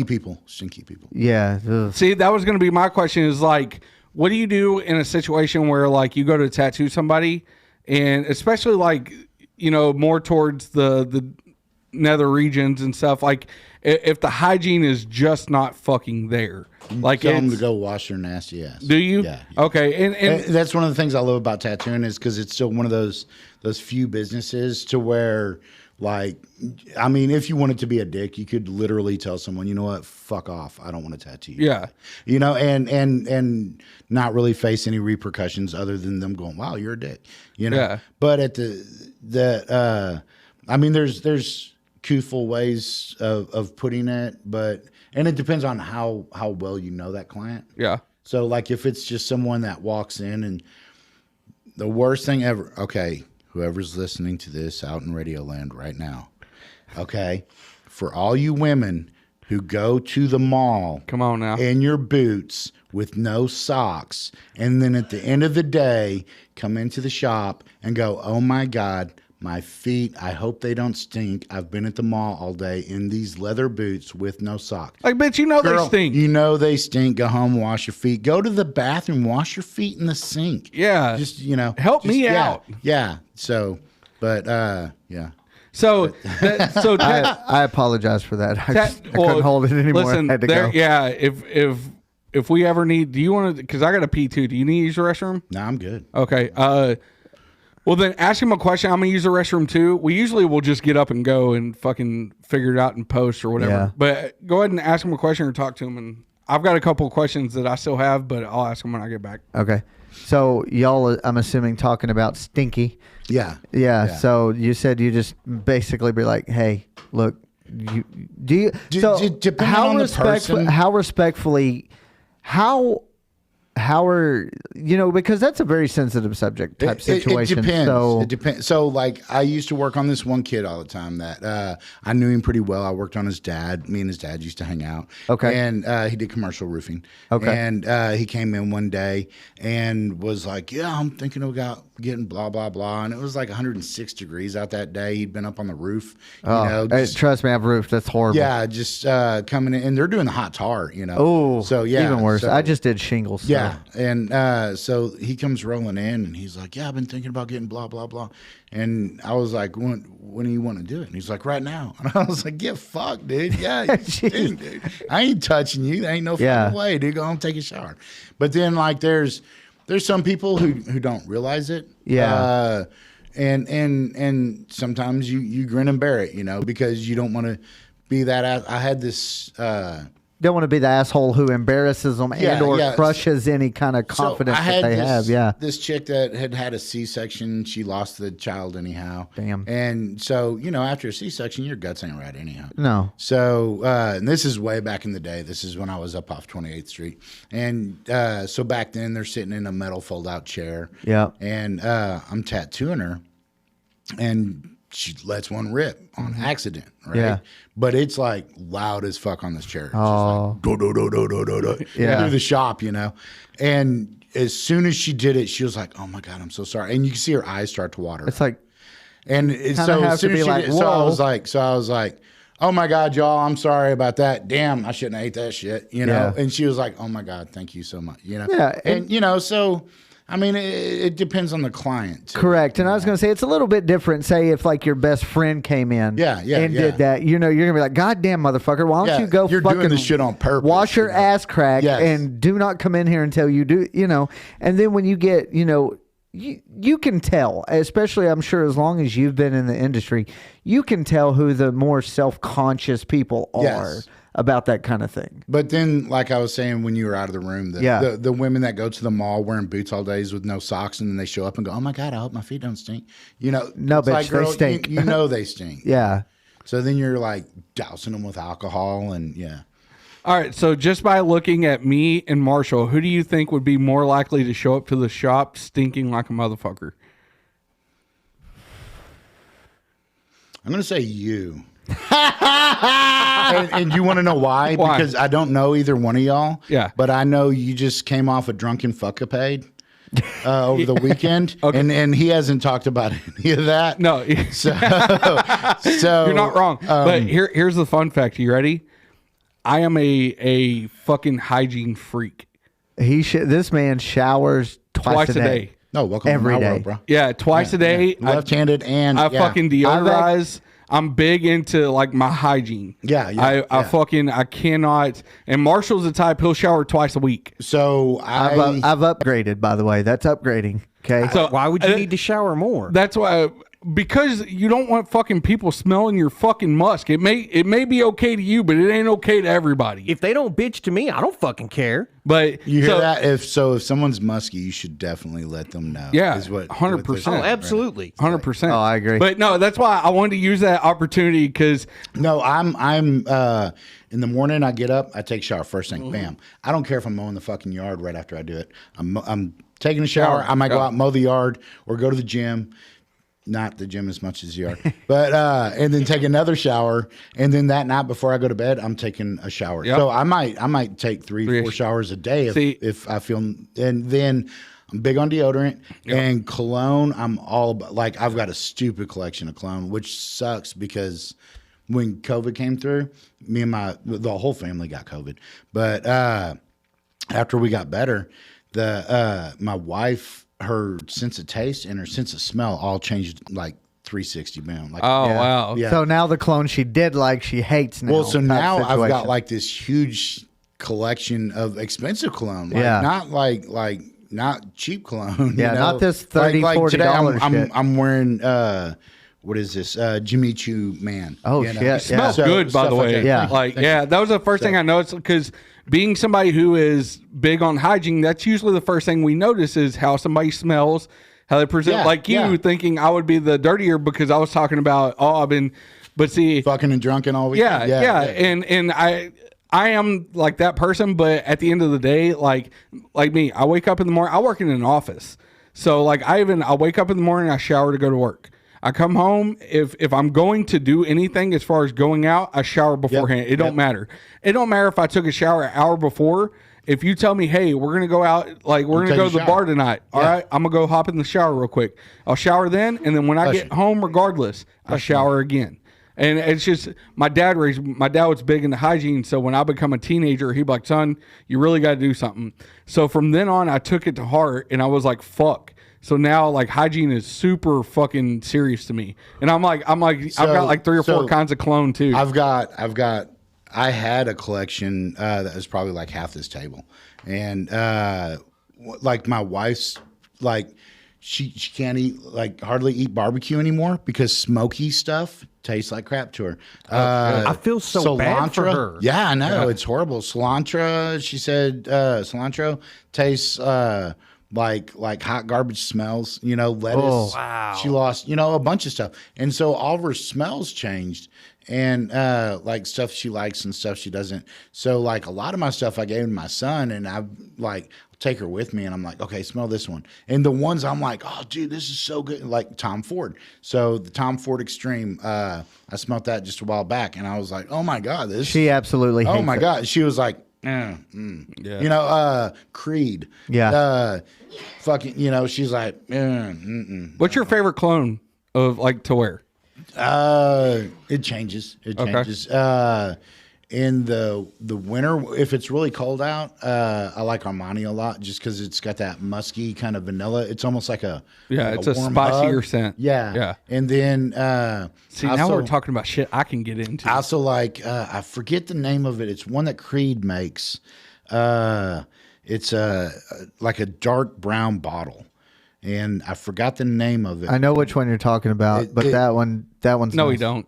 No, we don't. It was when Caesar the Great, when he was conquering all the countries and stuff, most of their colognes are based off of the smells that he came across in the different countries. Yep. And this one's from like India. And I think that one smells really good. And then I guess one of my favorites would probably be Saint DuPont. I like, but it comes in like these little like tiny bottles, and it's not even a sprayer on it. You got to like dump it in your hand. Like a little vial. Yeah. And it's like $30 for like the shit. You remember when you used to be able to get the samples out of like the Irish Avon? Weed? Yes. Yeah. Like it comes in like something like that. Not even. No, it's like a fancy little glass shit. bottle with Okay. a little lid on it and all, but they're only like this big. It's the one you do that, Yep. and then I've got it up on the screen. Yeah. Okay. Hell yeah. See, this is why he gets paid the big bucks. Not by us, but At some point, he'll get paid. one as day well. somebody- One day he will get big bucks. Exactly. I've also Someday. got demographics for male versus female tattoo artists. oh no shit. How God, was that? dude. How was that? 75% is male. Okay. That's probably a lot Okay, we're better. still hanging in there. Yeah. But I still got a job. I was going to say, but yeah, I mean, say 25% at this point is only females, but that's way more Oh, yeah, than what yeah. it ever has been. Yes. You know? Yes. And back before, I think a big part of that though is back before like it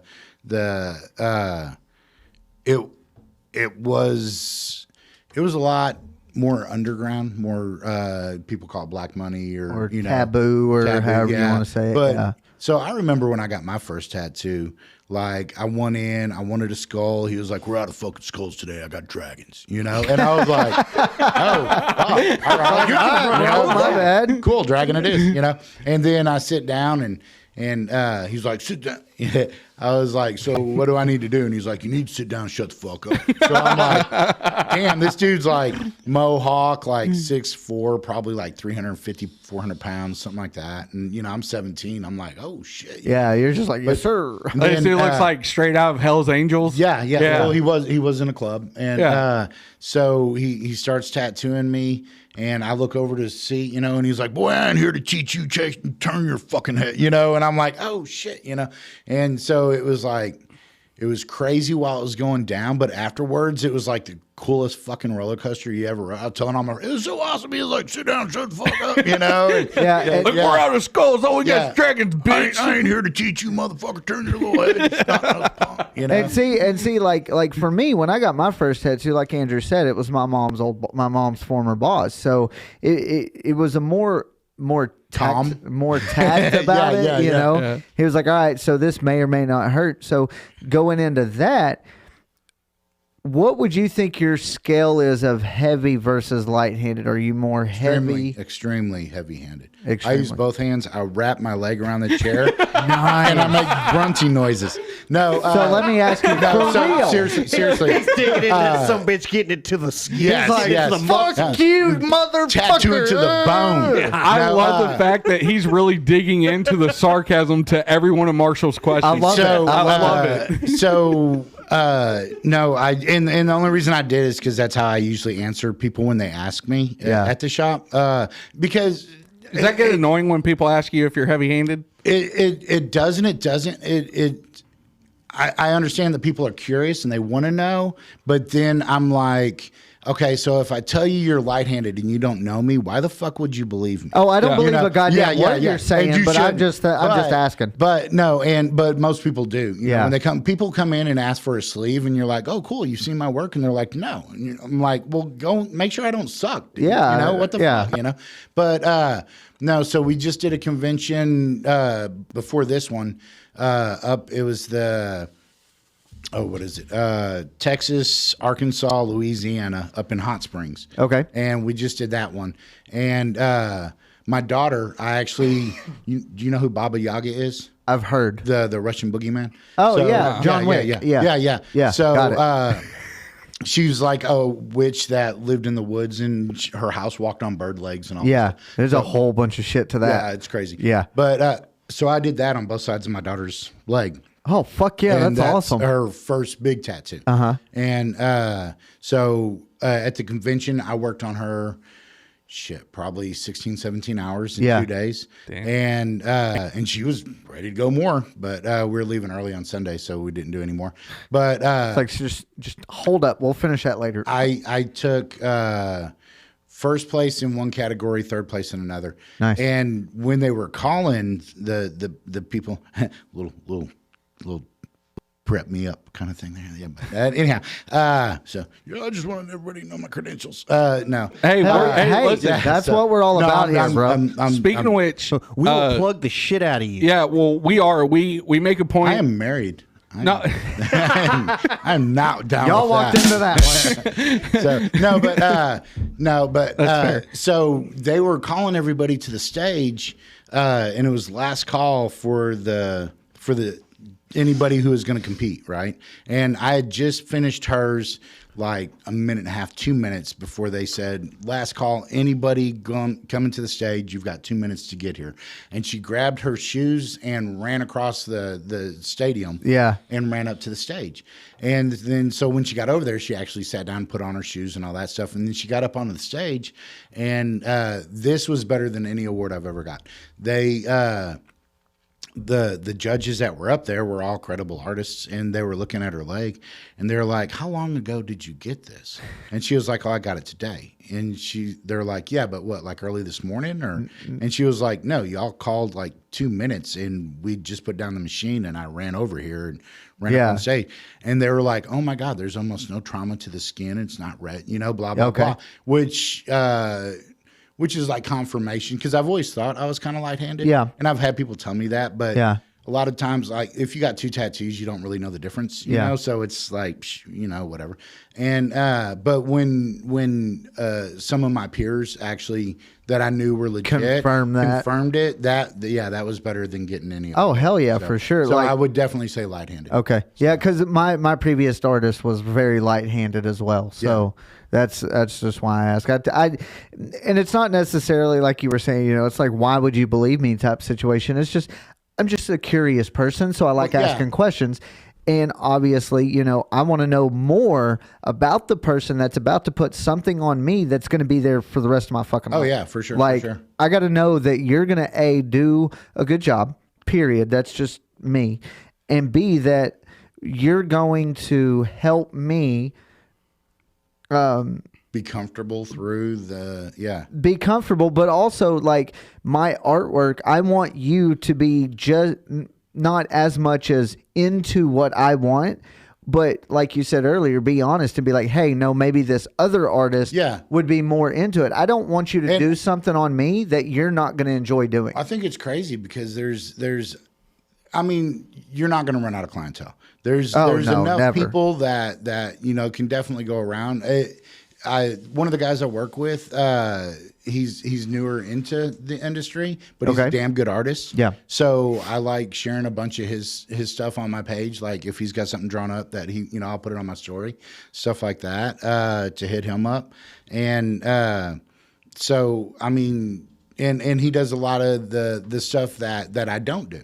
So I mean, there's no reason to send someone off to Arlington if we've got somebody there who does that really well. So let me ask you there, second time. Fuck y'all. I knew that was coming, by the way. I mean, is there ever the goal of opening your own shop? Or there was. I don't want to go too much into that, but it was just here recently. One of the guys that I used to work for kind of made sure that didn't happen where I was looking at the location. So I was that didn't work at all, Marshall. I thought it was pretty cool. I thought I'd give it a shot. I was told that he would rather close the shop than give anybody a raise or an incentive. So with that being said, I was like, well, I need to start looking around on my own thing. Yeah. I'm to the age I need to start looking for retirement. I'm 54 years, about to be 54. No shit. Yeah. Fuck, I wouldn't have pegged you like 44 max. Well, I kind of hope you wouldn't have pegged him at all because you just met him. Yeah. And really? But yeah. Oh, so we're sword? No, listen. The sword fighting is mine and his deal. No, it's what? Called, no, it's called docking. No, it's not. I was thinking pegging, but I was. Okay. Docking. I just wanted you aware. Okay. No, I appreciate that. I will know my bounds. No, and he's all yours. There are boundaries. He's all yours. No, but why am I not getting a say in this? Like nobody is listening. No, that. So anyhow, like I was saying, no. Yeah. I forgot the question now. You're talking about you're looking at retirement. Oh yeah. So I started looking around. He made sure that didn't happen at the place I was looking. So I have the guys at Wild Rooster have told me since they opened that place like just over 3 years ago. They're like, hey, dude, we've got a booth open for you if you ever want it. And they've kept a place open for me. Oh, that's cool. And hit me up, here and there, not trying to pressure me or anything, just like, hey, if you're ready, Yeah. And so I went up and I talked to Julio, he's the owner, and he was like, man, if you want to stay 3 days or 3 years, it's all good, Yeah. And then started me out more than what I was making at the last place, and and he knew I was still on the hunt, so I looked at a couple other places, and it was usually like a zoning thing that kept it from happening. And so looked all over. And then after I guess it was like 4 or 5 different locations that just fell through last minute for some stupid reason. I went back into him and I was like, hey, man, so let's say, for instance, I wasn't going to keep looking for my own place. And he was like, okay, I'm listening. I was like, so what are my pay caps here? Is there a way to invest into the company later on? Things that I need to know to worry about retirement and stuff.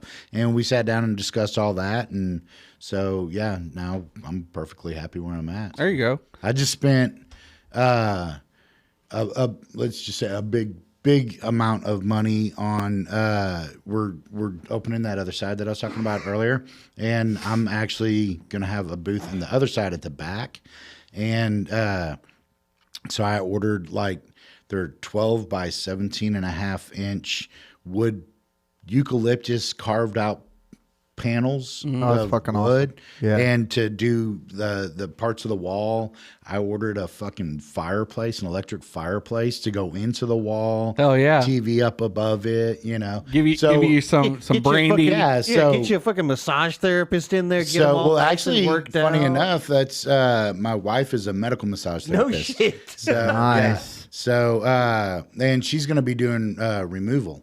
So we're also going to offer that aspect of it.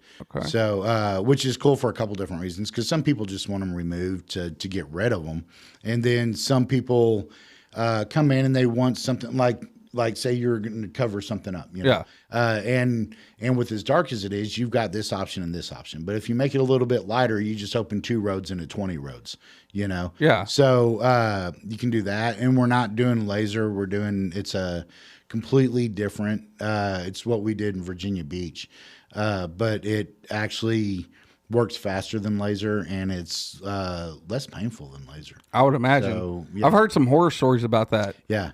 So with pain being said, what is the worst area of the body to tattoo? Like from an artist standpoint. Now I know like the elbow is always real Have you bad. ever but- seen those charts with that mark, like this is the worst place and this is the easiest place? So they have charts on the internet that he's probably going to pull up here in just a second. Get on it, Clint. So Look, he was already topping it in. My man. he's on it. Dun dun dun. So you can take one of those charts right there that say all the good and bad places to get tattooed, Okay. and any of the places that are empty are probably the worst. Gotcha. So Now, question So, though, what do you mean empty? Because all I like saw was they don't colors. have them marked. Okay. They have an empty spot on it. So for me, my worst tattoo has been the back of my knee, in that ditch on the back of your knee. Yeah. Well, I'm That- saying like, what's the worst area for you to like the hardest part for you to tattoo? Like one area when somebody comes in, that I like have or that There I you go, still Andy. will.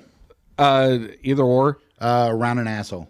Okay. Yeah, that's the hardest place to fucking tattoo. That's what it's Yes. looking like from the. That's yes. I could imagine. It's like the sphincter area. Yeah. So I would assume in this picture here, the red is the more painful part. Yeah. Maybe. Well, so I would I don't know. say, And see, I wasn't even talking about a pain factor. the throat isn't that bad. My biggest thing with the throat is my hands are big. Uh-huh. So I'm like a extra large glove, and just getting in there makes it harder. So like if I came to you for a throat tattoo, it would be hard for this. It would be harder. It would be more complicated. I mean, as long as I've been doing it, I've kind of figured out ways around How to do it. Yeah. And that stuff, obviously, like that factors in when you give somebody a price. Like you look at, like for sure. the difficulty for you to tattoo that place. Is So there? how much would you charge Andrew for his throat? I'm not It just getting my depends throat. on what he's doing on it. Well- and, yeah, it'd be something I'd have to. Because he doesn't even really have one. That's why I asked. So like mine, this was like 5.5 hours. So Damn. of laying with my head hanging off the end of a massage table. Oh, see, I couldn't do And that. by the time I got up, like my neck was all hyperextended. Your throat swells a lot, which nobody tells you. You also get shaved right before you get a tattoo. Yeah. So you got a clean shave. You're swelling up. On the way home, I could feel my neck jiggling when I'd hit bumps. Next morning, that 5 o'clock shadow comes back. So for about 3 days, feels like a toothbrush every time you turn your head, just right across it. So that sucked. But so it was probably like year 2 that I was tattooing. So probably about 1991. A chick came in, and I was the newest in the shop, so I was the one that was blessed with the chance to tattoo around an asshole. And They said, "Here, newbie, have this yes, they did. And luckily, the only good thing about it was that I'm pretty sure she was in the adult movie professions. I mean, she was bleached, waxed, the whole 9 yards, you know. So like if you were going to tattoo an asshole, this was the Mona Lisa of assholes to tattoo. Yeah. Hell yeah. Yeah. So the thing that made it creepy is whoever the dude that was with her, he was like all excited about it. And like a dog about to chase a ball. So I don't know if he was like manager or boyfriend or husband or what. But Nah, he was getting off to it. probably. He was like, I'm about to go home and pound that Why asshole. couldn't he have Just got- been both? Yeah, right? Yeah. And well, it said daddy's love hole around it. So with that being said, Daddy's yeah, love hole. Daddy's love hole. What You're the just fuck? not 100% sure if that guy was daddy Was or daddy not. or not? Yeah. He could have just been there, cheering for What daddy. was Maybe the he was O? just security. Please tell me the O was the ass. No, it was around it. It was Oh, but that would have been good. Like off the side But of the ass. I saw a lot of crazy. So when I started '89, I don't know. So y'all were probably too young to remember. I was 2. I was okay, one. Okay. So up on where Northeast 28th and 35 are. Yep. So right there used to be the biggest truck stop in the DFW area. I do So- vaguely remember that. So that was a truck stop that was right across the street from where I worked for the first 10 or so years of my profession. That was considered Rock Island territory. Down the street, one way was the stockyards and the other way was a highway. So all the drunks going to the stockyards are coming through there. Yep. The gangbangers, all the lot lizards, and lot lizards are the worst. Oh, I can I'm imagine. still There you looking. go, Andy. There's your. I'm still looking for an OTR driver to come on because I have so many fucking questions about lot lizards. Like what are you trying to know about? Just like from a truck driver's standpoint, like just what the experience is. I really want to know. Most of them have a lot of experience. Yeah, exactly. for sure. That's what I want to know. That was the whole purpose of these segments. Like we have a friend of the podcast now who's a professional wrestler, indie circuit.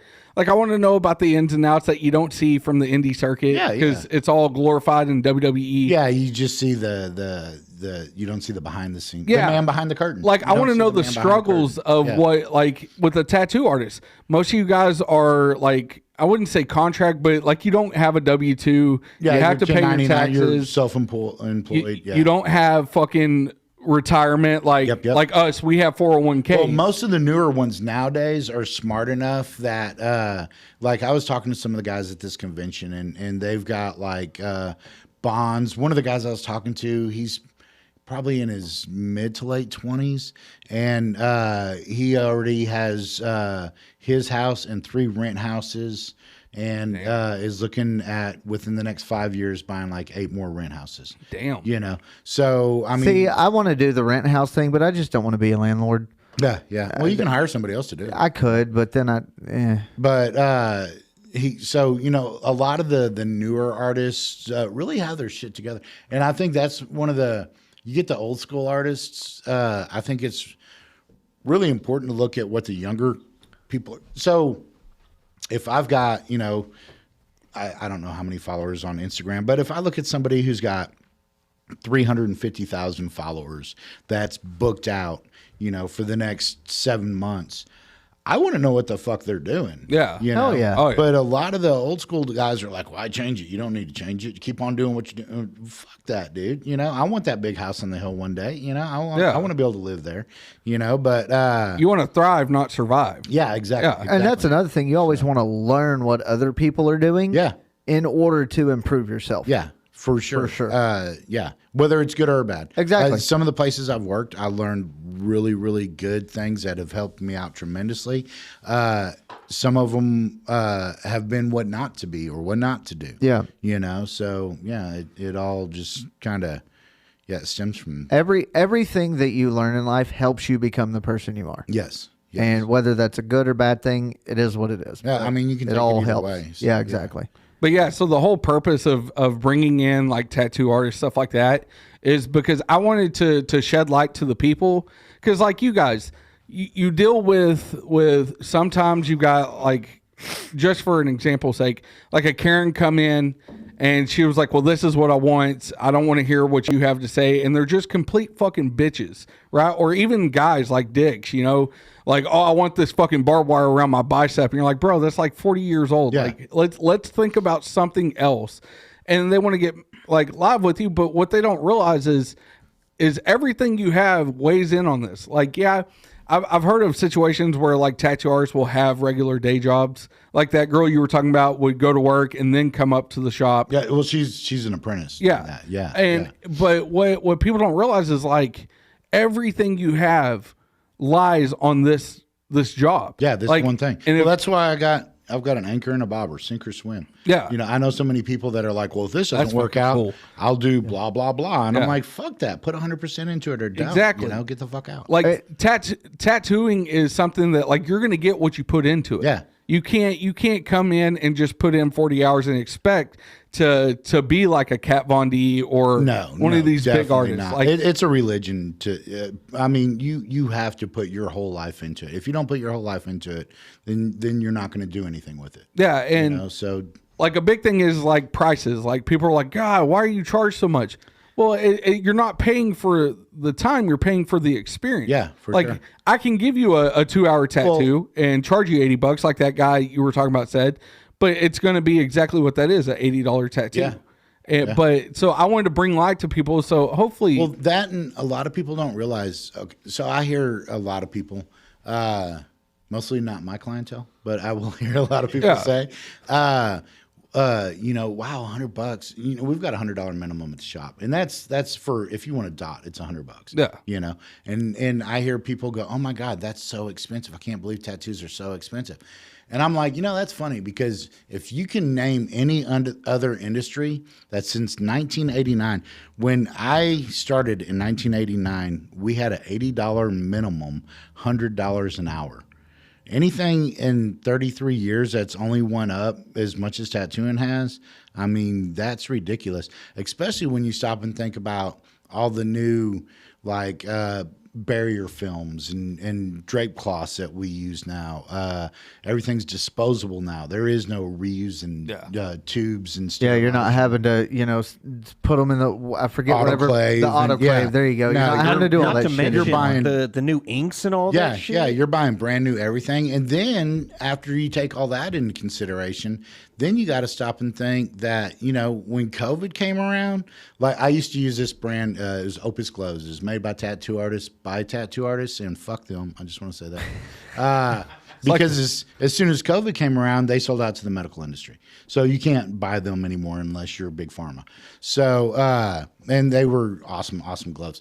But our gloves went from like if I bought them by the case, they were $7.99 a box. Okay. And then we have delivery trucks that come by and supply trucks, and they do pretty much like Snap-on, you know, and so they come by. It was right after all the COVID stuff first started up, and I was like, "Hey man, I need to get a case of gloves." Oh, just so you know, gloves went up, man.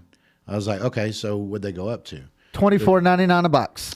$27.99. Damn, I was close. Almost had it. Yeah, so almost $30 a box. Yeah. From $7 a box. And that's you know, that's a lot of what the public doesn't put into that is you're spending your money Yeah.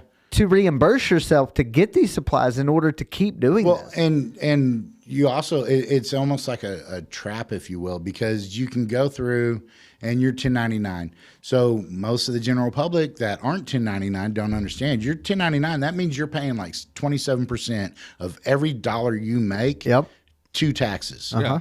So you figure you can do one of two things to compensate for that. I can go through and all of my supplies and my medical and all that stuff, I can write all that stuff off at the end of the year. Sure. Yeah, I can do that, and I won't have to pay as much in taxes. But I also won't be able to buy a house because now I just went from making, you know, 60, 80, 150,000, whatever you make. To 30,000 a year. Yeah. Because you spent all this money in supplies. So you can either give it to the government or you can give it to the suppliers. You know? Yeah, I So mean, we're it's just like- really getting into that game because we just LLC'd. So we're waiting on that to come through and finish getting done with the state. So we're really about to learn how all that we're about to get a works. crash course in Uncle Sam. So, but He's a hell of a guy. Because, you know, like, I've always been a W-2 employee. Like, so I've never had to deal with shit like that. My wife does our taxes. So I'm like, I don't know. So when we LLC'd, like, you can ask him, my biggest worry was I just want to make sure that Uncle Sam can't fuck us later. Yeah, without for us sure. at least knowing that he's about anybody to in the world insert. can, Yeah. it is Uncle Sam. So that was the biggest fear. And that's what, like, a lot of people don't take the time to realize is you're not W-2. You're not being paid an hourly rate. No. Like, and most people don't realize that you're sharing a percentage with the shop. Yeah. And in Texas, the percentages are low. they're real low. Like I know people that make anywhere from, they might start out at 35%. You know, of every tattoo they do, they get, you know. Damn. And then the average in Texas is 50-50 split, which is just now starting to change a little bit, but in all the other states have been changed for a long time. So hypothetically, if you do a $400 tattoo, like you're only getting $200 off of it. Yeah, yeah. See, and So- like and people then- don't realize and then you that. take out your supplies. Yeah. Yeah. So like at a 400, all right, people, next time you want to complain about the price of a tattoo, take this into consideration. He comes at you with a $600 tattoo right off the bat. He's not even getting 300 of that.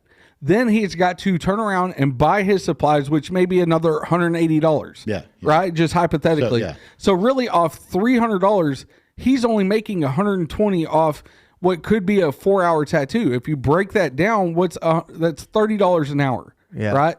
Like, is my math right on that? Yes. Okay. So you're sitting there thinking, oh, well, $600 is a lot for a tattoo. No, bitch, it ain't. Shut up. Sit down. What'd that guy say to you? Sit down, shut the fuck up. I ain't He's here to all out teach of you. skulls. Yeah. All you're getting is fucking dragons. All you're getting yeah. is goddamn dragon. But no, man, and that's what I want to bring light to is because people need to chill out on shit like that because they don't know the behind the scenes struggles that you guys deal with. And so at the same time, I mean, you want them to know, but you don't want them to know. You know? Because I kind of feel like, you know, even, you know, as a kid growing up, magic was the shit. You know, magic was real. Fucking love that game. And then Wait, hold on. Are you talking Not about the magic? game. No, no, he's no. talking about like real life. yeah, like magician. David Copperfield shit. I you thought know? I would throw it out there, but anyway, not the Gathering. Dungeons and Dragons was good too. So Yeah. But so you know that shit was it was the bomb and it was real, you know. And then as you get older, you start seeing all these shows like discrediting and showing how they're doing the shit and all. So it loses that luster, you know, the mystique about it. Yes, Yeah, exactly. And I feel like that the more the general public knows about tattooing, the more it kind of loses that sense of like, ooh, I'm gonna go get a tattoo because I'm a bad boy or bad girl or whatever, you know. Yeah. And but at the same time, you want them to know because you know you got an electric bill. Yeah. You know, so it's like shit. What do I do? You know. So I had some people come in when I was out and I used to manage a shop out in Crowley, and way back in the day. And Harold's? yeah. Holy fuck. Okay. wow. No, hold on. No, go ahead. I have a question So after this. were but you go there ahead. when Harold's opened? No. Okay. The grand opening, Yeah. I heard all about that. So And my the lawsuit that cousin's pursued. cousin's band was the band that played Resin. Yeah. Was the band that played that opening night. I was there the night they opened, and I was like And the chick 11. got ran over by the Trans Am. Oh, I didn't hear about that one. I didn't hear about all that. Trans Am out front doing burnouts and hit this chick and like ran over and I remember. both of her legs. Oh, Oh, fuck. shit. Okay. Yeah. Good job, Andrew. Yeah, but no. Way to be so excited when you about say- But that. nobody heard it because the bass guitar drowned it all. No. Yeah, and that would have been my cousin's band. Yeah, but no, fucking like my whole 6th grade year, I wore a Harold's Tattoo T-shirt to school, and everybody's like, "Oh, that's fucking cool," and I was like, "Yeah, man, I got to go to the opening and all this shit." I was like 11, you know, but that's fucking small world. I had a chick come in there with her husband one night, and it was like right before we closed. And at the time, we stayed open till like midnight anyhow. And she's wearing like a fur coat, and he's all dressed up, all like chic and stuff. And I was like, what can I do for y'all? And she was like, we're looking at doing something dangerous. We're thinking about getting a tattoo. And I started laughing. Her husband or boyfriend, whatever he was like, what are you laughing about? I was like, dude, you want to do something dangerous? Go drive up and down 35. This ain't dangerous. Fucking play Russian roulette, like. Yeah. I mean, like, bro. I mean, seriously, shoot BBs at each other. Yeah, I don't throw give a mousetraps fuck. at each other. This is some of the safest shit you can do. Yeah. Bro, Andrew. You want to see something dangerous? just- Watch me pull this surgically fucking cleaned tube out of this package. That's And real now- dangerous. Now it's most people that I know don't even use coil machines anymore. They use a rotary, and those are just individual cartridges. You know, they come blister packed. Yep. You Yeah. know, chemiclaved, and you open it up and put it on there. You might use like 2 or 3 of them for a tattoo, and then when you get done, they all go in a sharps container. Bam, So and it's done. been a hot minute since I've gotten a fucking tattoo. Yeah, same here. A lot of them are not even using corded guns anymore. No, I don't- right? They're I all don't. fucking Yep. wireless. That's fucking I sick. just went to wireless. So I used to be real big, loyal to the coil, coil machines forever and all that crap, until one of my buddies talked me into trying out a rotary machine in Georgia. And I was like, oh, shit. Okay, I see. So, and then just here recently, I switched over to completely cordless. So, and oh my God, it's different world. It just frees it up. Yeah. So let me ask you a question: the coil versus the cordless or coilless. No, nobody's going to say shit about that one. The fact that he said it now, is it just me that we're fucking pointing out? What I say? Let me ask you. Let me ask you a question. Oh, sorry. We're not pointing this shit out. No, Fuck you. Because Fuck both y'all. I can get away with it. You can't. Shut up. Anyway, so Can't even remember the question now, huh? No. Motherfucker, fuck you. coilless versus, or corded versus cordless, however you want to put it. What is it? How does that work? Like, is it just like battery operated, or is it like a Bluetooth to the machine to give you the specific RPM type situation you need? Okay. All the above. You can, the newest ones now, you can control through your phone. Ooh, they have an app for the That's phone. fucking sick. But awesome. I think that's kind of a waste of time, personally. Yeah. Okay. Because then you have to bring something else into the equation. So, like the one I use now has a battery on it, and then it's got your where you can dial it in on the battery. Oh, okay. So it's digital. You just hit the button, and it moves up and down the scale, and it puts it right where you need And it. how whatever speed you need at that point, depending So- on what size needle you're using. and then stuff. you turn it, and it gives you your needle depth out of the Yeah. tube, and all the that. needle depth. Yeah, the needle depth. That's That's why I did it out here. Yeah. and Yeah. We're picking up what you're putting down, brother. Yes. I'm sure you are. But so that Fucking hit like me. That's what we're gonna do. but that I feel like it totally changed the game, and Oh, yeah. I didn't want to admit to it because I wanted to be that old school. Yeah.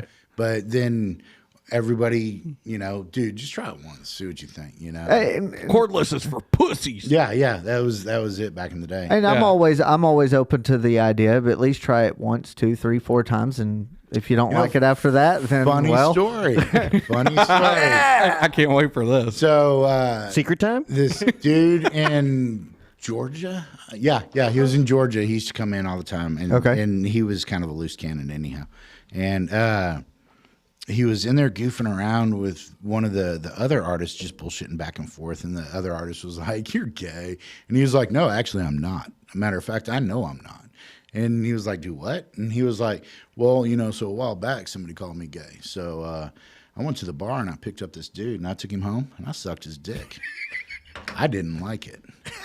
But then I started thinking, maybe it was just that dude. So the next night, I went to the bar again. I picked up a different dude and I took him home and I sucked his dick and I didn't like it either. And then I'm thinking, you know what? Maybe it's just my town. Maybe it's something about the people, the water around here. So I went down south. Water tastes like dirt. Yeah, tastes like dick. Was his name Andrew? Fuck you. He was like, I'm a so I clean went down motherfucker. south and picked up a dude down there and sucked his dick, and I didn't like it either. And so I kept thinking maybe it's just something about these dudes. So all in all, I've sucked probably like 25 dicks, and I didn't like any of them. So you ever sucked a dick? Who's gay now? I'm like, Damn. That is fucking good argument. Oh my god. One of our friends is always like, because I'm like, you're fucking gay. He was like, you suck one dick and then you get labeled, dick suck. yeah, or no, that's what it is. I call him a cocksucker. And he's like, you suck one dick and then you get labeled a cocksucker. I'm like, no, motherfucker, it's the 6 other dicks you sucked is what got you labeled. Me and one of the guys I used to work with, he'd be like, how I know you're gay? And then he'd pop off like something like, that shirt you were wearing, blah, blah, blah. And I'd be like, how I know you're gay? And he'd be like, how's that? Like, remember that time you sucked my dick behind the dumpster? and that's the kind of relationship we have. Yes, He says that yes. shit all the time. I'm like, fuck you, Andrew. Yeah, I'll try and call him gay and be like, hey, motherfucker, $20 is $20. That's something I don't understand. Like now, like back in the day, like, you would call someone gay, and it really didn't have anything to do with their sexuality, you know? Yeah. Like when I was growing up, like It's like you're fucking stupid. Yeah. It's like calling you'd be somebody like- retarded. Like you can't. Everything's so PC now. Yeah, that- you'd be like gay, and now people get mad because they're like, you're making fun of homo. And no, I'm not making fun of homosexual. I don't care if you're homosexual or not. That's up to you. But don't grab my ass. No, but Do not. yeah, Do not. but Please don't. Now it's like, you know, so many things, and I'm not just saying this about gay. I'm saying it about like, everything in the world today. Oh my gosh. You know, because I mean, they're like, so okay, I didn't know this until just probably a year or so ago that the term fag is the reason that, from what I was told, the gay community hates that name so much is because in Europe, that's what they call a cigarette. Correct. And in Europe, they would wrap up homosexuals in a carpet and light them on fire and call it Oh shit. That's something I didn't know. Okay, didn't know that. So I did not know that. But then at the same time, I'm like, well, that's not what that originally meant. Yeah. So now you're taking a term like gay, which used to mean happy or you know, just joyful, and now using it saying that it means homosexual. Technically, it doesn't. You're putting that negative connotation to it when that is not at all what I or meant. not even negative. You're putting something that it doesn't mean. You're putting Like, your own spin on it. Yeah. So, and then you're going to get offended if I use it because that's how you want to perceive that word. You know?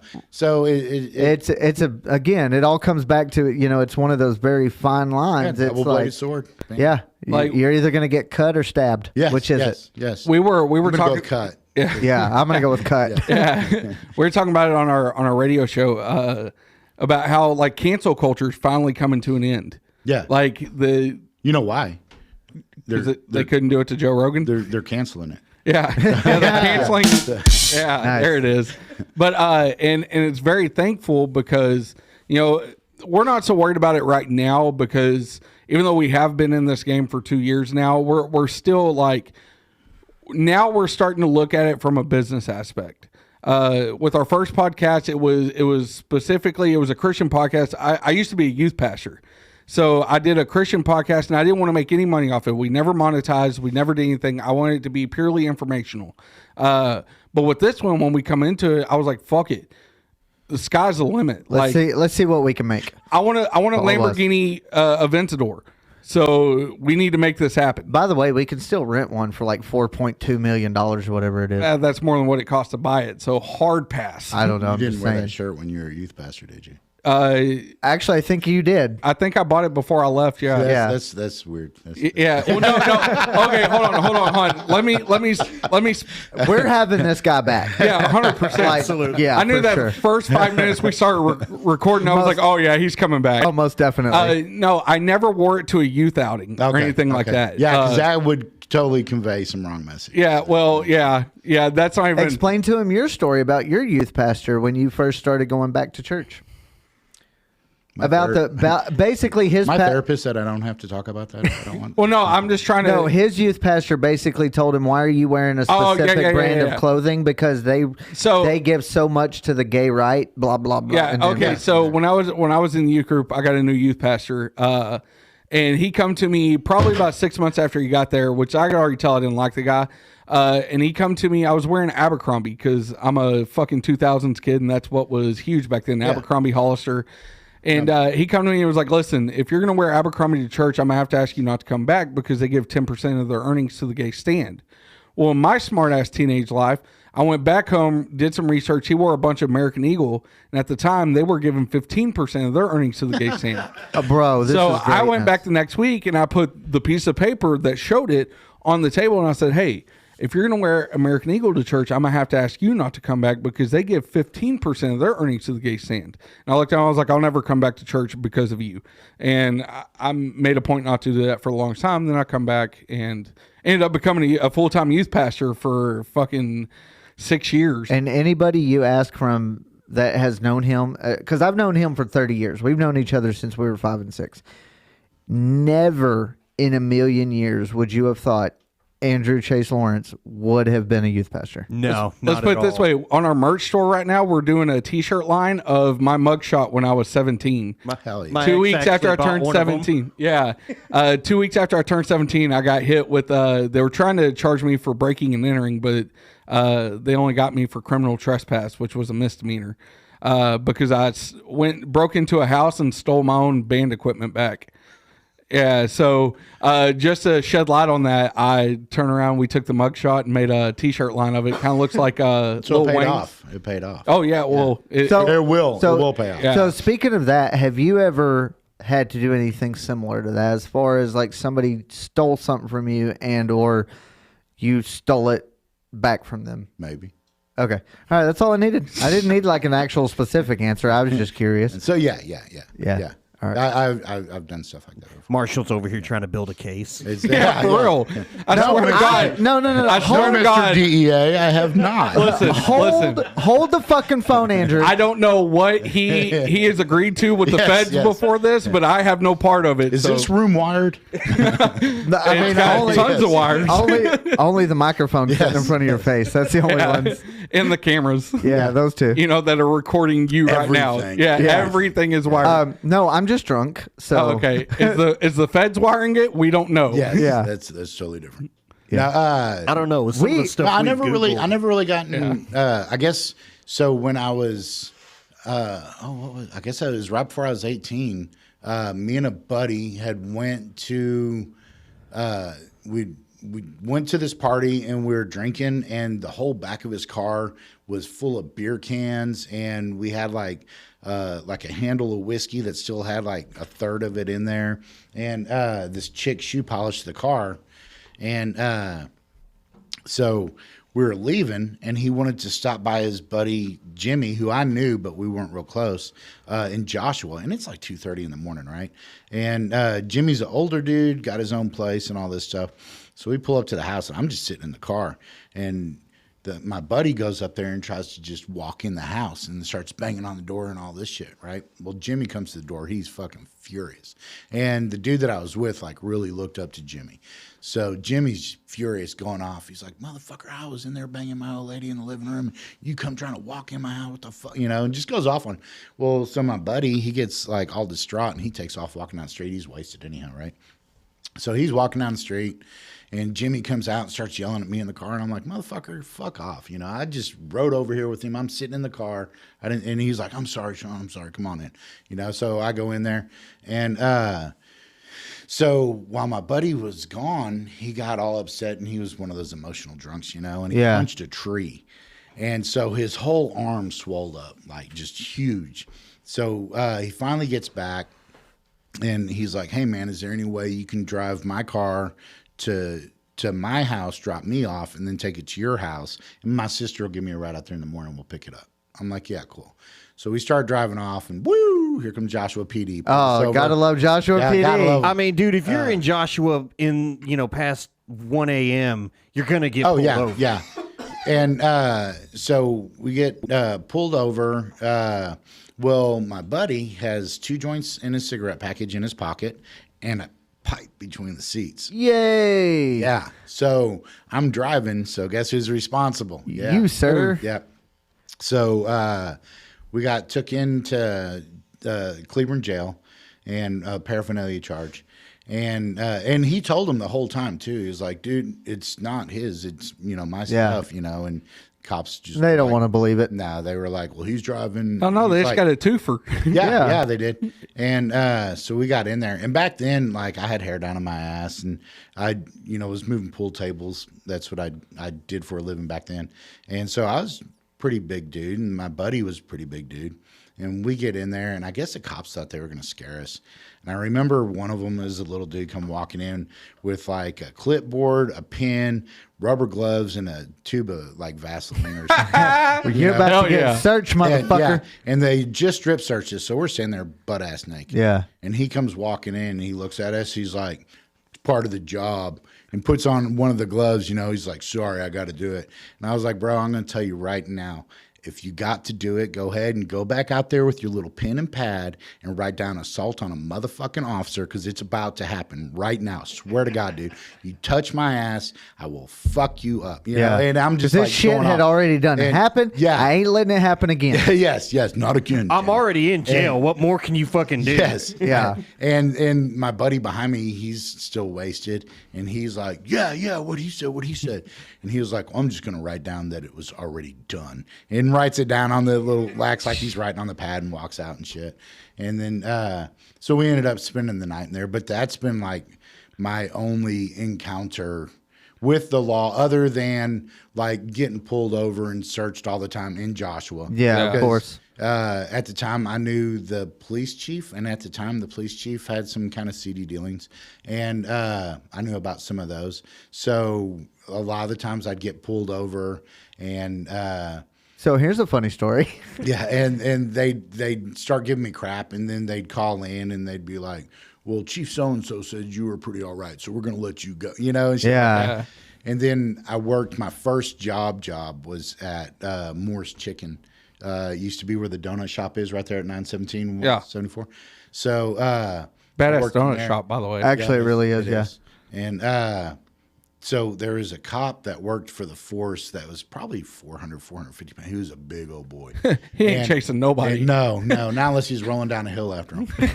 that or they had a cookie. Yeah.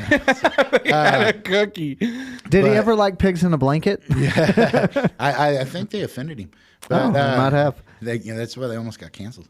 But no, so he went through and he used to come in, and so we served chicken fried steaks. So I would take like 2 or 3 patties and smash them all together. Yeah. And then do them up that way. And then like every now and then I'd be driving, and all of a sudden I'd see lights come on behind me. I'd be like, fuck, I didn't do nothing, man. What the fuck? And so I'd pull over and see the door open, and the car would go, "Rrr," and so I knew it was him. I'm walking, "You working tonight?" I'd be like, "Yes, sir." And he'd be like, "I'll be in there tonight." And I'm like, "Okay, cool." You know, take off, boom, gone. You start carrying just the chicken fried steak Yeah, with you and be right. like, here you go. Here's I your wouldn't early even dinner. stop. I'd just throw it out the window and keep Yeah. going. But yeah, that's that was my only like big encounter with the law, and it was like a stupid misdemeanor, and yeah, it was cool. Yeah, I never had one of those. I don't even have a mugshot, and he's kind of mad at me for it. He's like, bro, if you had one, we could make this a whole thing. I have multiple mug shots.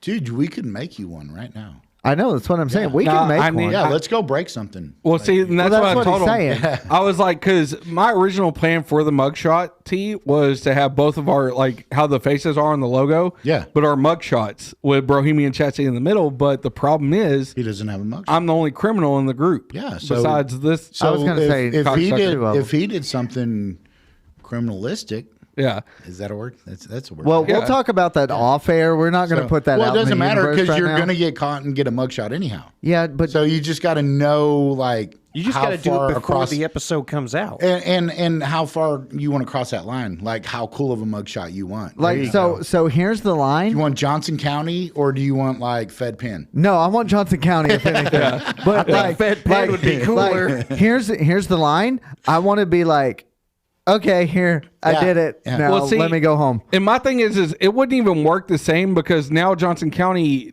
like, they don't put you in the stripes for the mugshot, and then they don't have the height thing behind you. They just put it on a gray fucking wall like this, right? But like my mugshot, what made it good is mine's from 2000 and what? 17? No, what? No. 2005, That's what I said. You weren't listening. 2004, 2005. So that's. Oh wow! And like I had long hair, so I had it pulled back in a bun, Yeah. and so like He yeah, tried to make the man bun cool before it was. it was. I just did it because having long hair, you wake up and it's all in your mouth Yep. and shit. So you used to have to, wake up and you're drooling everywhere because it's stuck in your yeah. It's so probably you not the only thing in your mouth and drooling over. That's a jail thing. Don't fucking entertain that. Don't why? See, Why? this is what you get when you come on our show. What's the fucking point? Don't entertain that. That wasn't even a good joke. Thank you, Clint. He's had way better jokes No, than that. but you know what is funny? He followed that up with a rim shot. Yeah. You know what's funny? Not the only time he's got one of those either. Listen, when he first put that on there on the board, I'm a musician. I play drums, and I had no idea that's called a rim shot. So when he said rim shot, I was like, what the fuck? Yeah. And he was like, that's what it's called. And I was like, bullshit. He had to like Google it. That's and called show me. $50. No, I only charge 35. Oh, man. All right. Well, fuck. Bro, I got to tell you though, this has been a great episode. Thank you for coming on. All Not the a guests problem, man. we've I enjoyed had it. and are going to have, you're definitely top 3 my favorite. Oh, so far. absolutely. You Yeah. have been fucking so entertaining, man. But what we like to do, go ahead and shout out. I don't know if you want to shout out the shop again, your hours, stuff like that. That way, if Social people, medias, anything like that. yeah, definitely. Wild Rooster Tattoos off Brian Irving by Specs. Everybody knows where Specs is. And Yeah. if you Yes, don't, sir. you definitely know where Guitars and Cadillacs is. There it So we're right next door. We're open from 1 till 8, Tuesday through Thursday, Friday and Saturday, 2 to midnight. Like I said, we're opening up the other side, so come by, check it out. It's gonna be dope. And then Instagram, artbyseangreen. Sean's SEAN, and then Mr.Verde _. Both of those are me.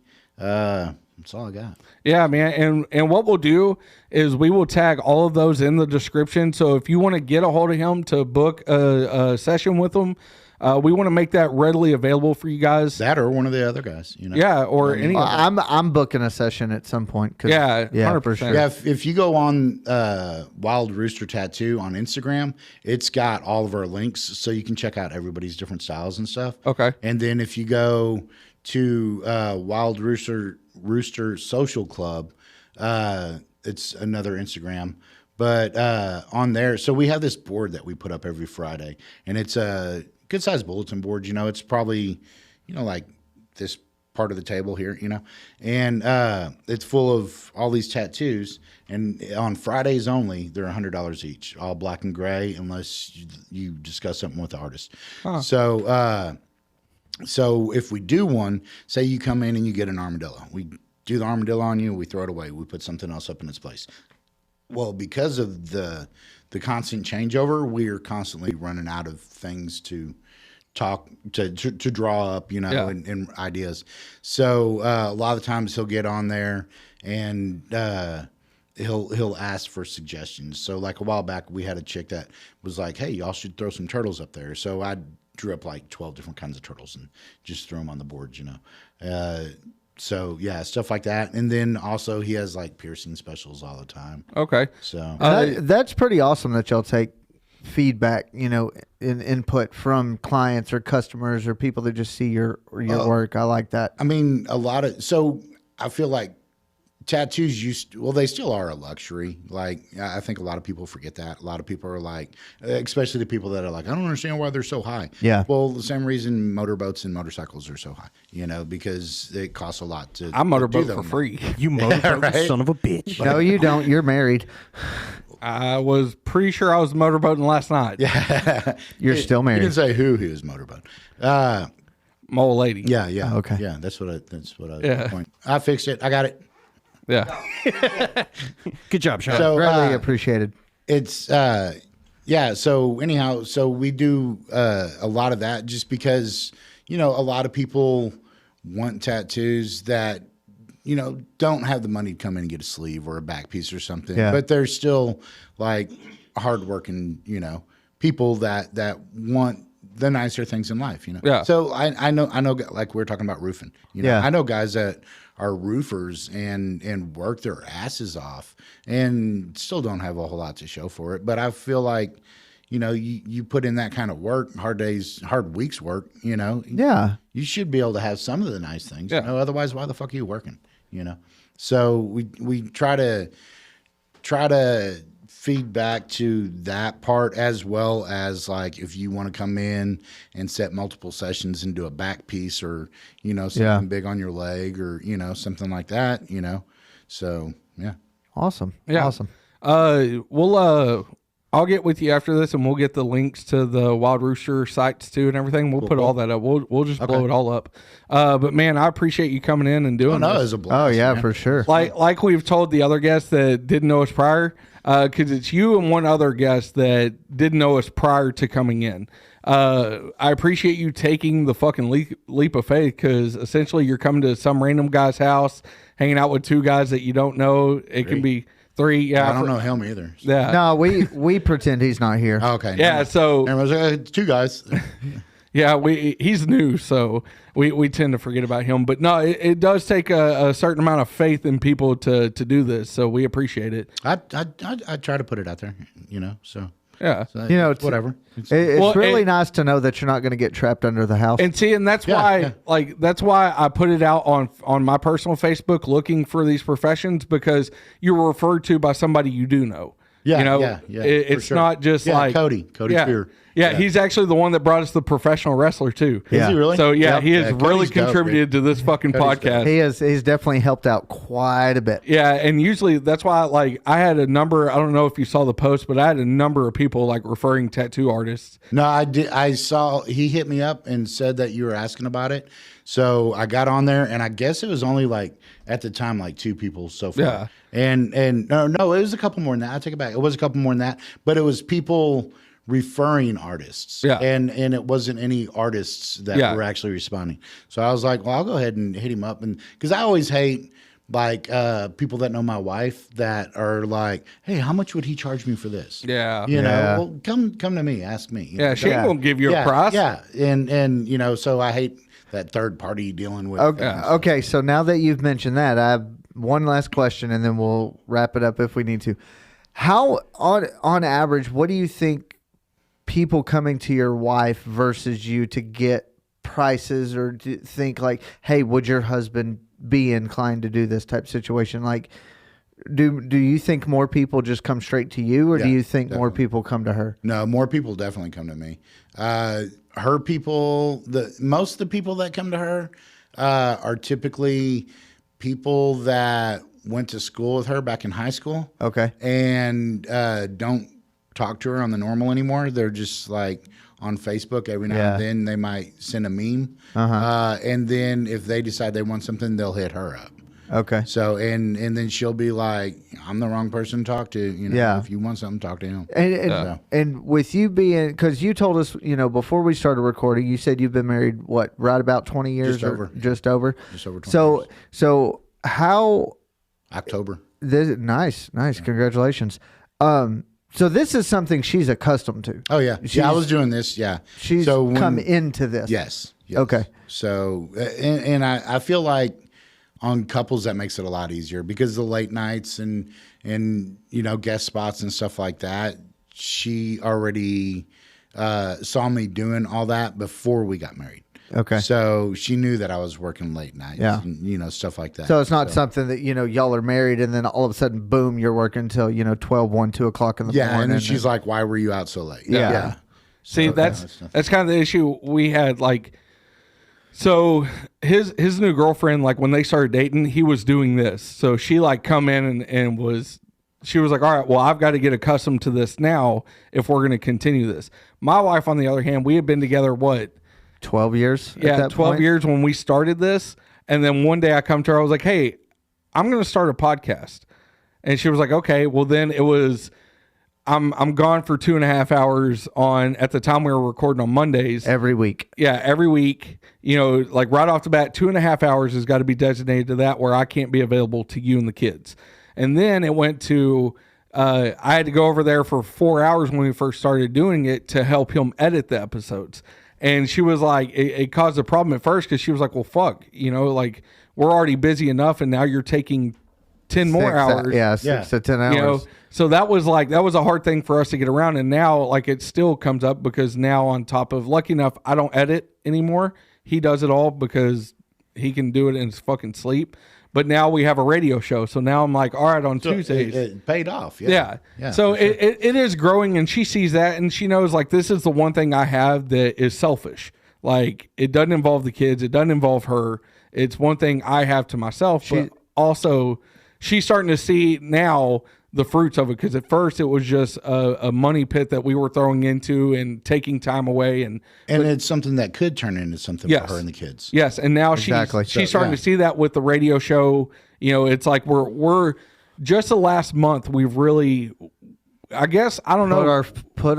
Put the pedal to the metal, so to speak. We didn't actually sit down and talk about, all right, motherfucker, we really need, it was like something clicked in both of us. And I think it was the radio show is what kind of clicked. I think that's really what kicked it into high gear for it us. was like, fuck, we really need to start taking this serious. Like now we're seeing, well, fuck, if we just the last week, we put an emphasis in the merch store and we saw fucking 10 or 11 fucking new orders that wouldn't have happened had we because we're real bad about being like pushing for a few days, just throwing everything out there and then just being like, okay, fade off with but just typical now procrastinating males. yeah that too. But now we're like, sure. okay, so we have a podcast that's been going over 19, 20 months now. We have a radio show that we just started. We're partnering with Joco Community Radio. So now we're really understanding that we're having to just turn this motor on our own, and we have to put ourselves and the media that we want to be seen into this. And so it's really, really finally just. it's like the business wheels finally kicked in. Now we're getting it's like you're to that point that the more we put into it, the more we're going to get out of it. Exactly. This is still a hobby for us in essence. But it's also now a business, especially drawing was a hobby for me. Exactly. So yeah. So especially since we've LLC'd our media company that we're starting, it's really now to the point of, okay, we have to be business people about this. Yeah, we have to shit or get off the pot. We still want to be hobbyists because this is enjoyable to us, but we also have to realize there's a business aspect to it, and we have to just push and pump content as much as possible to get people to see it. So what we're going to have to do is we're definitely going to get you back on the podcast. Oh, 100%. I want to get you on the radio show too. Cool. Yeah, That'd we'll be get you on there. I know it's Tuesdays at 6. So, and we do like this is pre-recorded. The radio show is live. Oh, so, cool. but we'll get with you and we'll work the schedules out and see if we can't get you on one Bring Tuesday. some scotch or something. Yeah, hell yeah. I've got brandy in the fucking cabinet in there. Do you really? Uh-huh. What the fuck? Yeah. Brandy? Can we do that for my birthday?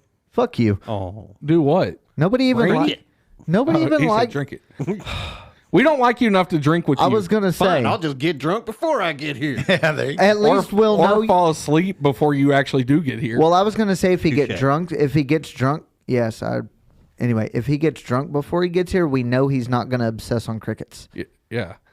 But I like the crickets. So you. his second week of doing this, he ghosts us, right? And we're trying to call him. It's like 6 o'clock and we're trying to call him. And We're lucky starting to enough, get our guest irritated. canceled for the night, so it was just a family episode. And couldn't get a hold of him. And finally, he answers. He was like, "Oh fuck, I was asleep, man. I'll be there in a minute." The motherfucker pre-gamed it earlier that day and got entirely way too drunk and fell asleep at home. I had No, 4 Long hold- Islands before I got to the house. Oh, and shit. He I'm also had an done. entire bowl, so just Yeah. that and Long Island iced teas, and I called it because I said, I bet that motherfucker is at home, just passed the fuck out right now. It's oblivious to the world. Oblivious to the Most fucking certainly. world. What was Most it? definitely. Six text messages and 16 phone calls? Like totally just Muppet sleeping. Yeah. Dude. Oh, Yeah, rid- Just absolutely. like with your arms ridiculous. behind you and your mouth open, staring at the ceiling. Just Yeah. This used to be But an his mouth operation. was actually open for a different reason.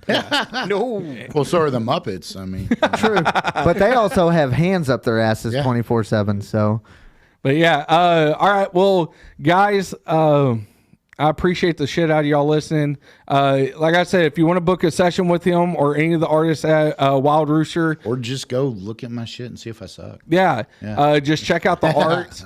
We'll have all the links in the description. Also, guest up with Bohemian Chat City. Tuesday nights live. Tuesday nights at 6 p.m. on Joco Community Radio. We'll put the links up as well. Marshall's going to have... I'll have 37 links to put Yeah. up by the time this is done, but that's cool. Also, guys, listen, I've decided... Whoa, hold up. Yeah, no, it doesn't require your expertise. This is merch. This is Oh, okay. my This area. is your deal. Yeah, go ahead. We are going to extend the mugshot line for one more week. Okay. Tomorrow is what's tomorrow? The 13th. So No, tomorrow's the 12th. No, tomorrow's the 13th. You're right. yeah. This is Sunday. So Tomorrow's Monday. February 20th at 6 p.m.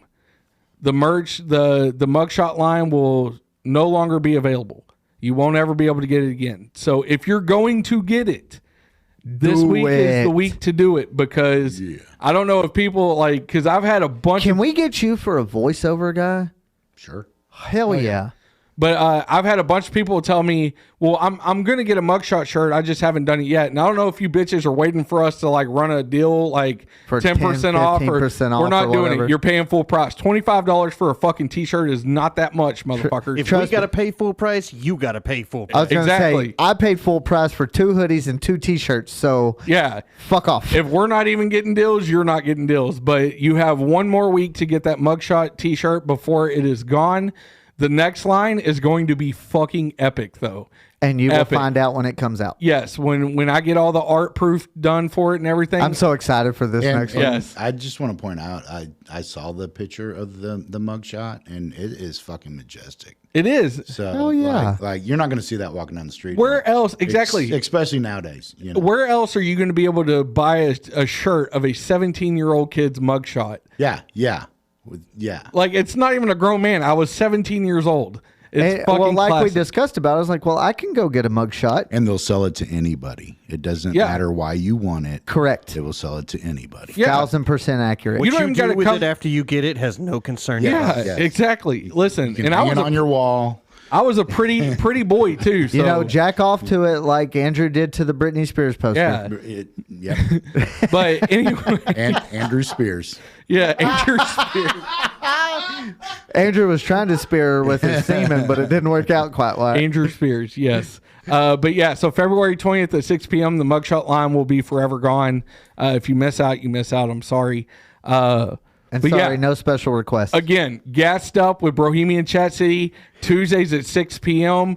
You don't want to fucking miss it. It's going to be awesome. Our next episode is going to be freaking amazing. Yeah, but merch store link will be in the description as well. Go buy your merch. There's the classic logo line too. There's tumblers, there's hoodies, there's t-shirts. And we have hats now.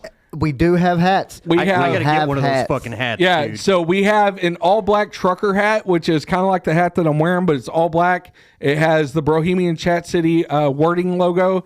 We have that in all black and then navy and white, navy front, white back. And then we have 2 flat bill snapbacks as well, all black snapback. And then we have an awesome ass camo snapback that I'm going to buy. You like to snap back, don't you? Yes. Yeah, because I wear most of my hats backwards. I just wore this one frontwards because it says Texas as fuck. Yeah, I love it. It's great. But yeah, guys, so y'all tune in, and we'll. And where do they find that merch? The link is too long to. We don't know the actual link. It's through Teespring. Teespring. Okay. But it will be up. It's easy to get to. Click it. It goes straight to the store. You can buy online.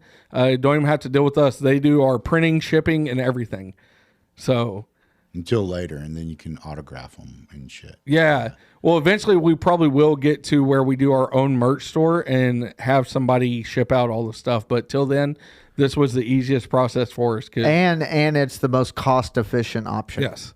Cool. Yeah. After looking at like 8 different types of merch stores to go through, Yeah. this was the most cost efficient. And that's just it. Like, I just want to let people know real quick, we don't get a whole lot of profit off the merch. No. So the 2 hoodies I bought, we only made like $5.50 per hoodie. Like, I can tell you right now, the profit off the Mugline shirt is like $3 a shirt. Yeah, $3.50 somewhere in there. So it's charging $25 is not us being money hungry, thinking that we're making $15 profit. We're not. We're making $3 a shirt. Way back in the day, I did some prints and sold them through a company like that, where you could go on and check out all these different prints and stuff. And if you wanted one of mine, they would make a copy of it, they would package it, send it out to you, and all that stuff. And it was like $45 a print. I saw like $3.60. Yeah. Yeah. But we wanted people to be able to rock the merch, support us, and then us make a little bit off of it. Essentially, the money goes back into funding this. Okay, so I have a question. Are you sure that you don't want the Rape Babies t-shirt? Marshall, I love you. I love you too. All right, we're out. Oh, hold on. Oh, we're shit. not out yet. We're not out. I want to thank our guest, Sean Green, Yes. for being on this Yes. episode. Thank you very yeah. much. It was a blast. Dude. It was a blast. I appreciate it. It was amazing, and like Andrew said, we thank you for taking that leap of faith to come on, and two guys you don't even know, and just come into a random house in a studio. That's why just I did it. Hey, you got free Just beer a out of it. It's like It's not horrible. Homegrown Dude, type it's like, situation. So appreciate it yeah, it would very, have very been much. weirder if I'd have known you for 20 years, and then I'd have been like, "Fuck, I gotta go over there and do this." To be like, I got to talk to these motherfuckers again. Now it's like everything's new. It's like, oh, okay, yeah, this is awesome. Fuck yeah. It's like a first date. Yeah, yeah. Well, good news is, But I don't have to point at the doll. no, There you go. That's true. But The therapist, it's like there's no like. there's no. Yeah. What's your pain scale? Hey, It's like a 2. Where did the Batman? Hey, and Andy puts out. Oh, All right. Anyway, that dick's kind of worn out after this weekend. So, yeah. all right. Anyway, All right, fuck Marshall. I love you. love you too, Andrew. All right, we're out. I think I Later. just got a cavity.